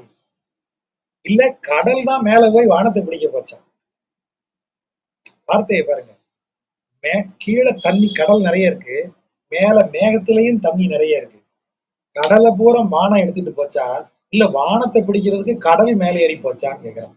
எப்பேற்பட்ட கவிஞன்! கவிஞனுடைய கற்பனை எப்படி இருக்கு. கடல் கொண்டு எழுந்தது வானம், அவ்வானத்தை அன்றி அவ்வானத்தை சென்று கடல் கொண்டு ஒளிந்த அதனால். அப்படி செய்ததால் இது எப்படி தெரியுது? வானும் கடலும் ஒன்னான மாதிரி தெரியுது. ரெண்டு ஒன்னாயிருச்சுன்னா என்ன அர்த்தம்? பிரளயம் ஏற்பட்டால் உலகமே வானம் வரைக்கும் தண்ணீர் நிரம்பி மூடிடும். வானத்திலையும் கடல் மாதிரி தெரியுது, கீழையும் கடல் நீர் கொந்தளிச்சுக்கிட்டு இருக்கு. அப்போ பிரளயம் தான் வந்து விட்டதா? எந்த காலம்? பிரளய காலம். கண்ணன் மண்ணும் விண்ணும் கடல் கொண்டு எழுந்த அக்காலங்களோ. கண்ணன் வந்து ஊழி காலத்தில் பிரளய நீரை பெருகச் செய்து அவனுக்குள்ள அதை ஏத்துப்பான் இல்லையா, அந்த பிரளய காலம் தான் வந்து விட்டதோ. புயல் காலம் கொலோ. இது புயல் காலம் தானா, இல்லை ஊழி காலம் தானா? அப்படி வந்து ரெண்டும் ஒன்னோட ஒண்ணு போட்டி போடுது. அப்படி போட்டி போட்டுட்டு இருக்கும்போது வானத்துல ஒரு கடல் இருக்கு, பூமியில ஒரு கடல் இருக்கு. எல்லாரும் பாக்குறீங்க ரெண்டு கடல் இருக்கு. மூணாவதா ஒரு கடல் இருக்கியா, அது உனக்கு மட்டும்தான் தெரியும் தலைவனே. தோழி ஃபீல் பண்றான். அது என்ன இது கடல்? கடல் நீர் உப்புச்சுவை உடையது. அந்த கடல் நீர் அளவுக்கு கண்ணீரை பெருக்கிக் கொண்டு நிற்கும் தலைவிய பாரு. கடல் கொண்ட கண்ணீர் அருவி செய்யாது. கடல்ல அருவி உண்டா? ஆனா என் தலைவி கண்ணுல இருந்து வர்ற தண்ணி கடலளவு தண்ணி அருவி போல கொட்டுது அவ கண்ணுல இருந்து. காரிகை, அழகிய பெண். அந்த பெண்ணை நீ நினைச்சு பாரு அப்படின்னு அவர் சொல்றான். ரொம்ப அருமையான வரி. கடல் கொண்டு எழுந்தது வானம், அன்றி அவ்வானத்தை சென்று கடல் கொண்டு ஒழிந்ததனால். கடல் கொண்ட கண்ணீர் அருவி செய்யா நிற்கு. செய்யா நிற்கும்னா செய்ய, அருவி போல் செய்யும்படியா, அருவி போல் ஆகும்படியாக நிற்கக்கூடிய பெண், அவளை நினைத்து பார் அப்படின்னு சொல்றான். அடுத்தது பாட்டுல செவிலித்தாய் வரா. சரி, இதுல எங்க இருந்து செவிலித்தாயின்னு குறிப்பு எடுத்தீங்க? ஏன் இவ தாயா இருக்கக்கூடாது? அப்ப அதுக்கு ஒரு சிறு குறிப்பு உள்ள வைக்கிறாங்க. இப்ப இவ கடைசியா என்ன சொல்றா? என் சில் மொழிக்கே. சில் மொழின்னு அது வருது இல்லையா, சில் மொழி. சில் மொழின்னா சில், சில்வண்டு இறையிற மாதிரி சின்னதா பேசக்கூடிய, மென்மையா பேசக்கூடிய பெண். அதனால இவருக்கு என்ன பேர் வச்சிருக்காங்க? சில். அவ கிடக்கா என் சில்வண்டு. அப்படி செல்லமா சொல்லுவாங்களே. ஐயோ என் ஐயோ என் கண்ணுக்குட்டி அப்படின்னு சொல்லுவோம். கண்ணுக்குட்டின்னா என்ன? அந்த நாலு காலோட வாளோட தெரியறதா அது? அது நம்ம பிரியத்தினால சொல்லக்கூடியது. அத மாதிரி சில்மொழி. இப்படி இந்த பிள்ளைக்கு வந்து கயல் மொழியால் என்ன இப்படி வந்து செல்ல பெயரா வைக்கிறது பூரா செவிலித்தாய் தான் வைப்பான். நற்றாய் பெற்றதாய் இருந்தான்னு வைங்க, அவன் என் மகள் என் மகள்னு அவன் கிளைம் பண்ணிக்கிட்டே இருப்பான். என் மகளை இப்படி செய்தாய், என் மகள் இப்படி ஆனாளே, நான் வளர்த்த மகள் இப்படி ஆனாளே அப்படின்னு ஒரே புலம்பலம் என் மகன் என் மகன்னு கிளைம் பண்ணிக்கிட்டே இருப்பான். செவிலித்தாய் தான் அந்த கிளைம் பண்ண முடியாது, இல்ல என் மகள்னு சொல்ல முடியாது. ஆனா மகளுக்குரிய செல்ல வார்த்தைகள் எல்லாம் அவ போடுவான். அதனாலதான் இந்த இடத்துல சில்மொழிக்கேங்கிற வார்த்தையை எடுத்து வச்சு இது செவிலி கூற்று அப்படின்னு நம்ம பொருள் எடுக்கிறோம். கார்காலம் வந்து என்ன செய்கிறது? குளிரையும் அந்த மழையையும் பெய்வித்து பெண்கள் எல்லாரையும் நிலைகுலைய வைக்கிறது. தலைவன் இல்லாத பெண்கள்லாம் அப்படியே தடுமாறிட்டு நிக்கிறாங்க. அதாவது தலைவனுக்காக ஏங்கி நிற்கிறோங்கிறத வெளியில காமிக்க கூடாது. சி என்ன இப்படி அலையரா கிடந்து அப்படின்னு எல்லாம் இப்ப வரைக்கும் அப்படிதானே சொல்லுவாங்க. இப்ப திடீர்னு கல்யாணம் ஆயிருக்கு, ஹஸ்பண்ட் வெளியூருக்கு போயிட்டாருன்னு வைங்க, அல்லது இப்பவே பாருங்க நிச்சயதார்த்தம் ஆயிருக்கு, அதுக்கப்புறம் 2 பேரும் போன்ல பேசிக்கிட்டே இருக்கிறத பார்த்தா பெருசுங்க என்ன சொல்லும், ஏய் இதெல்லாம் ரொம்ப அதிகம்ப்பா, அசிங்கமா இல்லையா? கல்யாணத்துக்கு அப்புறம் நீங்க 2 பேரும் தானே இருக்க போறீங்க, எதுக்கு போட்டு இப்படி பேசிக்கிட்டே இருக்கீங்க, நல்லா அப்படி சொல்லுவாங்களா இல்லையா? கொஞ்சம் அடக்க ஒடுக்கமா இருமா பொம்பளை பிள்ளை. பையன் என்ன சொல்லுவாங்க, டேய் இப்பவே இப்படி சொல்லி விட்டுட்டு தெரியாதடா, அப்புறம் அந்த பிள்ளை என்ன சொன்னாலும் கேட்கற மாதிரி ஆயிரும், கொஞ்சம் ஆம்பளை மாதிரி இரு. 2 உரத்துலயும் அந்த அந்த நெருக்கம் இருக்கு. அப்படிப்பட்டு நெருக்குவாங்க. அப்ப அதுக்கு பேர் என்ன? அப்படி கொஞ்சம் மரியாதையோடு நடந்து கொள்வது, அல்லது கொஞ்சம் பண்பு கருதி நடந்து கொள்வதற்கு தான் நிறை காப்பு அப்படின்னு தமிழ்ல பேரு. நிறை காப்பு. இப்போ குளிர்காலம் கூடி போய் தலைவனை அடைந்தே ஆக வேண்டும்ங்கிற தலைவியினுடைய தாபம், தலைவியினுடைய அந்த ஏக்கம் மீறி அந்த வெக்கத்தை எல்லாம் போக்கடிச்சிரு. ஐயா யாராவது போய் அவனை கூட்டு வாங்கலாம், என்னால தாங்க முடியல, யாராவது போய் அப்படின்னு வெளியே சொல்ற அளவுக்கு இந்த கார்காலம் அவங்கள மாத்திருதான். அதுக்கு சவால் விடுது கார்காலம். எப்படி சவால் விடுகிறது? காரிகையார் நிறை காப்பவர் யார்? பெண்ணா இருந்து அவ்வளவு நிறை காத்து நிற்கிறவங்க யார்? யாரெல்லாம் அப்படி செய்ய முடியும் என்று கார் கொண்டு, அந்த வார்த்தையை பாருங்க, கார் கொண்டு அதை எப்படி வாசிக்கணும்னா, மாறி கார் கொண்டு இன்னே கையேறி. மாறி, மாறி என்பது மேகம். கார் கொண்டு கருமை நிறம் கொண்டு, இன்னே, இன்னேனா இப்போது, கை ஏறி வானத்தில் ஏறி, மேகமானது கருமை நிறம் கொண்டு, அதாவது நீரை உறிஞ்சிக் கொண்டு வானத்தில் ஏறி சென்று, எந்த பெண் அப்படி ஒழுக்கமா நீ இருந்துடுற பாக்குறேன் நானு அப்படின்னு சவால் விடுது. அறையிடும், அறைகூவல் விடும். அக்காலத்தும், அந்த அப்படிப்பட்ட காலத்தில், இன்னே காலத்தும், அப்படி மேகம் வந்து சவால் விடக்கூடிய இந்த காலத்துல, இந்த பொழுதில் சாரிகை புல்லார் அந்தன் துழாய் இறை கூய் அருளார். சாரிகை என்றால் சாரி திரிதல் அப்படின்னு ஒண்ணு உண்டு. வட்டமிடுதல்னு அர்த்தம் அதுக்கு. நீங்க கம்பராமாயணத்துல யுத்தகாண்டத்துல அந்த வார்த்தை வரும், சாரி திரிதல். அப்படியே சுத்தி சுத்தி வந்து அம்பு விடுறது, வளைச்சு வளைச்சு அடிக்கிறதுன்னு சொல்றோம் இல்லையா, அந்த வளைச்சு வளைச்சு அடிக்கிறது தான் சாரி திரிதல் அப்படின்னு தமிழ்ல சொல்றது. வட்டமாக வருவதும் சாரி திரிதல். சாரிகை என்றால் வட்டமாகவும் விரைந்தும் வருவது. அப்ப சாரிகை புல்லர், விரைந்து வட்டமிடும் புல் எது? கருடன். கருடன் வானத்துல என்ன செய்யும்? இப்போ என்ன சொல்றோம்? கருடன் வட்டமிடும்னு சொல்றோம். அதுதான் சாரிகை, வட்டமிடுதல், வேகமாக வட்டமிடுதல். அப்படி வட்டமிடக்கூடிய கருடனை வாகனமாக கொண்டவர் சாரிகை புல்லர். அந்தன் துழாய், மிக அழகிய குளிர்ந்த துளசி மாலையை அணிந்தவர். கூய் அருளார். அப்படி ஒரு தகவலை சொல்லி விடலாம்ல, கூறலாம்ல. கூயினா இந்த இடத்துல சிறிதும்ங்கிற பொருள் எடுக்கணும். இறை சிறிதும் அருளார், கொஞ்சம் கூட அருள மாட்டேங்கிறாங்க. கொஞ்சமாவது ஒரு சரி வரல, ஒரு வார்த்தை சொல்லி விடலாம்ல. அம்மா கொஞ்சம் பொறுமையா இருமா, இன்னும் இந்த 1 மாசத்துல வந்துருவேன், இல்ல அடுத்த மாசத்துல வந்துருவேன், பொறுமையாயிரு, அடுத்த மாசம் வந்து அதுக்கு அடுத்த மாசம் வருவேன்னு சொல்லி அனுப்புவேன், அது வரைக்கும் பொறுமையாருன்னு சொல்லணும்ல, சொல்லல. அப்ப இந்த பிள்ளை என்ன செய்யும்? பொறுத்து பொறுத்து பார்த்து ஒரு கட்டத்துல வெக்கம் எல்லாம் விட்டுட்டு, ஐயா எனக்கு அவன் வேணும், எனக்கு அவன் வேணும்னு சொல்லும். இதை கேட்டுட்டு அக்கம் பக்கத்துல இருக்கிற அவ்வளவு பேரும், ஊருக்காரங்க அவ்வளவு பேரும், இந்த பிள்ளைக்கு என்ன இப்படி வளர்த்திருக்காங்க, அந்த பிள்ளைக்கு கொஞ்சம் கூட வெக்கம் இதெல்லாம் சொல்லித்தர வேண்டாமா, பெண்களுக்குரிய அச்சம் மடம் நாணமா சொல்லி கொடுக்காம வளர்த்திருக்காங்களே, அந்த பிள்ளை ரொம்ப மோசம்னு ஊர்க்காரெல்லாம் வம்பு பேசுவான். சேரி கை ஏறும். எப்படி? பழியாய் விளைந்தது, சேரி பழியாய் விழுந்தது கையேறும், விளைந்தது. இதன் விளைவாக சேரி என்பது இங்க ஊரை குறிக்கக்கூடியது. முன்னாடி ஒரு எல்லாரும் இருக்கிற இடம் சேரின்னு பேரு, அக்ரஹாரத்துக்கே பார்ப்பனச்சேரின்னு பேரு. புலையர் சேரி, புலையர் மக்கள் வசிக்கும் இடம். பார்ப்பனச்சேரி, பார்ப்பனர்கள் வசிக்கும் இடம். வேளார் சேரி, வேளாளர்கள் வசிக்கும் இடம். அதான் வேளச்சேரி ஆயிருக்கு, வேளார் சேரி. அப்ப ஒவ்வொருவரும் வசிக்கும் இடத்திற்கு, அந்த ஊருக்கு பேரு சேரின்னு வரக்கூடியது. இப்ப என்ன சொல்ற, நாங்க இருக்கிற ஊரு சேரி, பொதுவா நாங்க இருக்கிற ஊரு. அந்த சேரி கை ஏறும், பழியாய் விளைந்தது. ஊர்ல எல்லாரும் வம்பு பேசுவாங்க என் பொண்ணை பத்தி. யாரு? யார் மேல அந்த பழி வரும்? என் சில் மொழிக்கே, அழகா பேசக்கூடிய என் தங்க பொண்ணுக்கு இப்படி ஒரு பழி வந்துருயா. நீ ஒரு சின்னதா ஒரு வார்த்தை சொல்லி அனுப்ப மாட்டியா? இறை கூய் அருளார். அப்படி ஒரு வார்த்தை சொல்லி அனுப்ப மாட்டியாயா? சின்னதா ஒரு வார்த்தை, ஒரு தகவல், ஒரு எஸ்எம்எஸ் ஆவது போட்டு விடலாம்ல நீ? ஒரு வாட்ஸ்அப் மெசேஜாவது அனுப்பலாம்ல? செய்யலையே. அவளை இப்படி இதா விட்டுருக்கியே அப்படின்னு ஃபீல் பண்றான் செவிலித்தாய். என் பொண்ணுக்கு கெட்ட பேர் ஆயிரும். செவிலித்தாயோட ஃபீலிங் என்ன? என் பொண்ணுக்கு கெட்ட பேர் ஆயிரும் அப்படிங்கிறா. அப்படி இது என்ன?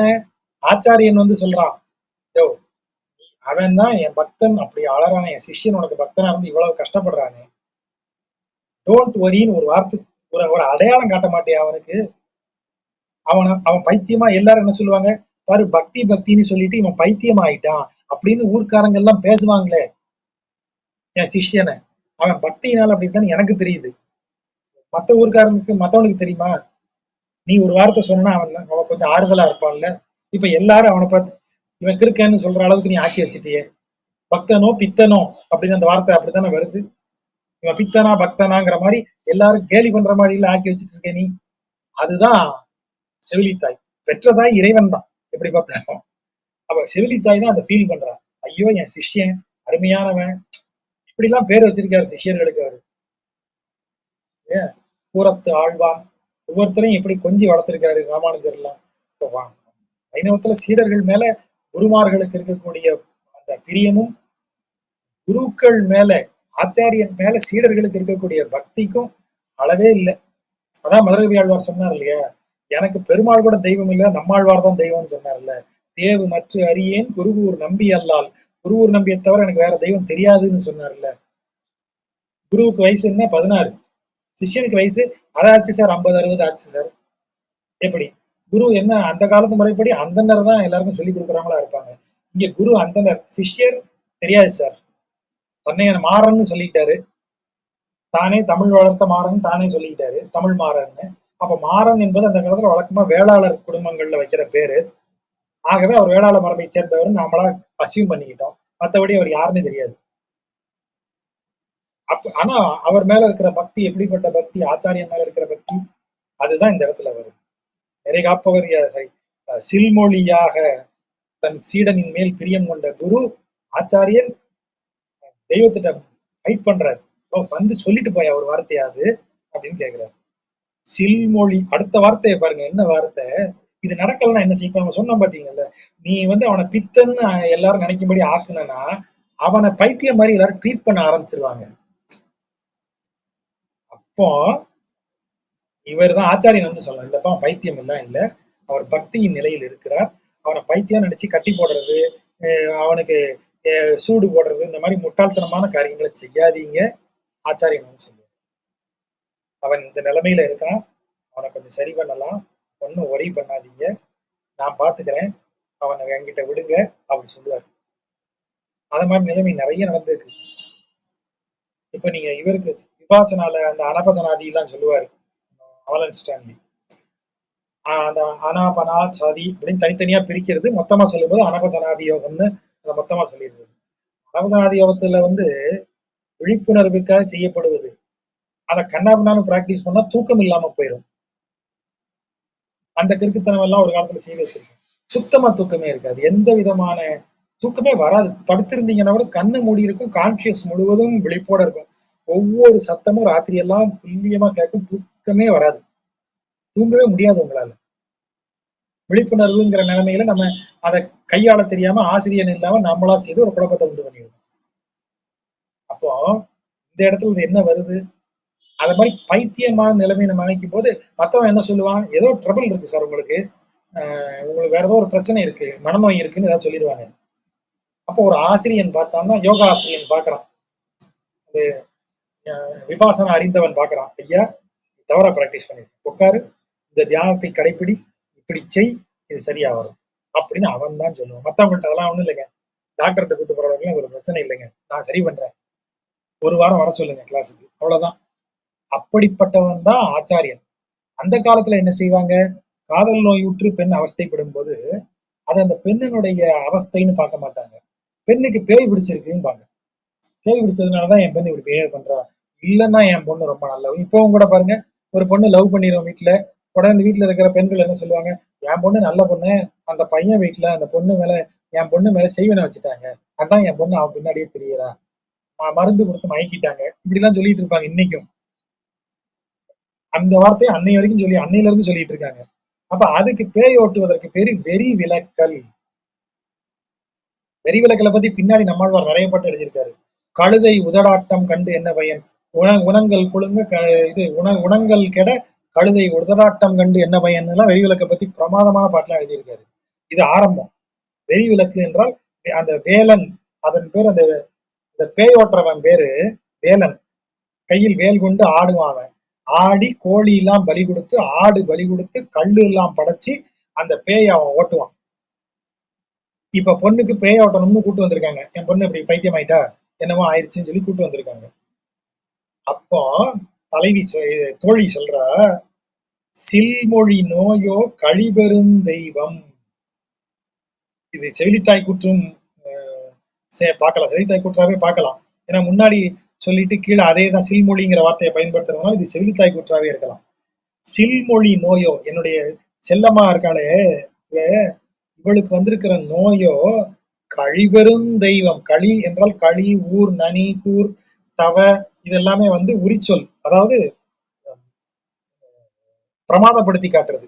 பெருந்தெய்வம், பெருந்தெய்வத்தை இன்னும் பெருசா சொல்லணும். கழிபெருந்தெய்வம், மிக பெருந்தெய்வம், அதுதான் கழிபெருந்தெய்வமா வருது. சில்மொழி நோயோ கழிபெருந்தெய்வோ, அவளுக்கு வந்திருக்கிற நோய் பெருந்தெய்வத்தால் வந்தது. இந்நோய் இனது என்று இன்மொழி கேட்கும் இளந்தெய்வம் அன்று இது. இந்த நோய்க்கு எனக்கு இன்னது கொடு, படையலாக எனக்கு இது கொடு. வடிவேலு கேட்பார்ல, கொக்கு ஒரு பிளேட்டு, கோழி ஒரு பிளேட்டு அப்படின்னு இந்த பேய் ஓட்டுற காமெடியில, அத மாதிரி இன்னது இந்த நோய்க்கு எனக்கு படையலா கொடுன்னு கேட்டுட்டு அதை வாங்கி தின்னுட்டு போற சிறு தெய்வம் கிடையாது இது. இளந்தெய்வம் அன்று இது. இனது இந்நோய் இனது என்று இன்மொழி கேட்கும். இன்மொழினா நல்ல வார்த்தை, இதெல்லாம் கொடு நான் போயிருவேன் அப்படின்னு டீல் பேசக்கூடிய சாதாரண தெய்வம் கிடையாது இது. இவளுக்கு வந்திருக்கிற நோய் கழிவெறும் தெய்வம், பெருந்தெய்வத்தினுடையது. வேல, பேயோட்டுபவனே, வேலனே, நில் நீ, நீ நில், நீ நிறுத்துவான் வேலைய. என் மொழி கேண்மின் என் அம்மனை நீர். தாய்மார்கள் உள்ள இருக்காங்க, அத்தை, பெரியம்மா, சித்தின்னு எல்லாம் வந்திருக்காங்க. பொம்பளை பிள்ளைக்கு ஒண்ணுன்னு உடனே, அம்மா, வீட்டுல இருக்கிற பெண் அம்மாக்களே, என் வார்த்தையை தயவு செய்து கேளுங்க.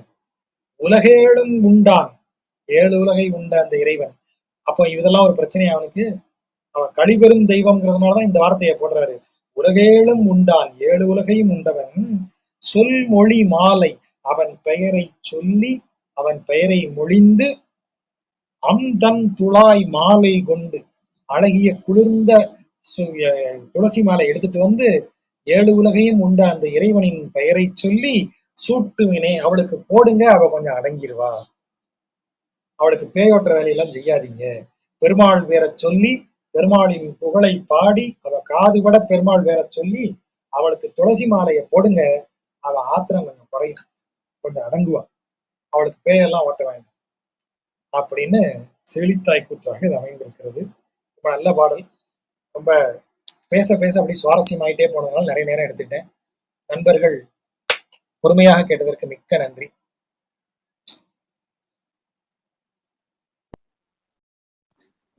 தேங்க்ஸ் சாச்சா.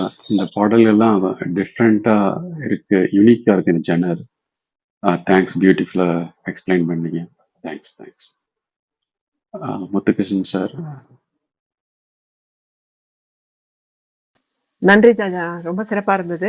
ஒரே ஒரு இந்த டைம் லைன் வந்து இவர் வந்து முதலாழ்வார்களுக்கு அப்புறம் வந்தவரா? ஏன்னா மதுரக்கல்வி ஆழ்வாரும் நம்மாழ்வாரும் ஒரே பீரியடுங்கிற மாதிரி தெரியுது. இவர் வந்து திருமங்கை ஆழ்வார் கடைசின்னு சொல்லியிருக்கீங்க.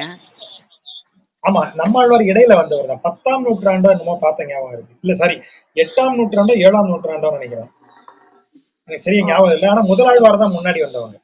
இவர் நம்மாழ்வார் அதுக்கு பின்னாடி வந்தவர் தான். அதுல ஒரு ஒளி தோன்றி அதை ஃபாலோ பண்ணி இவர் வராரு இல்லையா, மதுரகவி ஆழ்வார், அது வந்து எந்த பீரியட்ல அது வால் நட்சத்திரம் தோன்றி அது இந்த திசையை நோக்கி பயணித்தது அப்படின்லாம் சொல்லி ஸ்டடி பண்ணி பேப்பர்ஸ் எல்லாம் எழுதியிருக்காங்க. அது எப்பவோ வாசிச்சது, இப்ப அந்த டீட்டெயில் ஞாபகம் இல்லை. ஆனா அதை வைத்து இந்த காலத்தை எல்லாம் கணிச்சிருக்காங்க. இவர் அதற்கு பிறகு இடையில வந்தவர் தான், முதலாழ்வார் தான் முன்னாடி.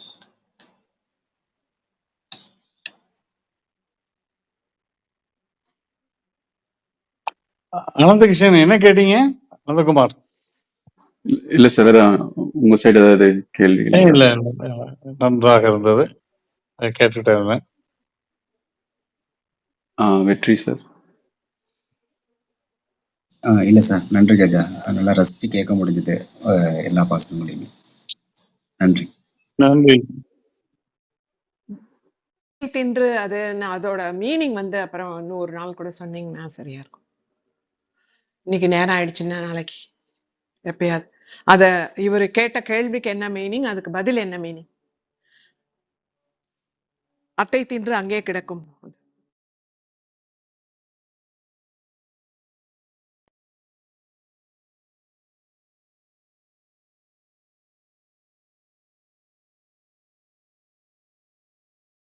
ஐயோ சாரி, மியூட்ல இருக்கிறது தெரியாம பேசிட்டே இருந்துட்டேன். அது ஆமா, அந்த பொருளை சொல்லாம விட்டுட்டேன் இல்லையா அந்த கேள்விக்கு. அதனால இன்றைக்கு நேரம் ஆகிவிட்டது. நீங்க செவ்வாய்க்கிழமை அதை நினைவுபடுத்துங்க, அதை நான் சொல்றேன். அந்த பொருளை பார்ப்போம். ஓகே, நன்றி ஜாஜா. நன்றி நண்பர்கள் அனைவருக்கும் நன்றி. அடுத்த செவ்வாய்க்கிழமை நன்றி நன்றி நன்றி ஆ ஜாஜா.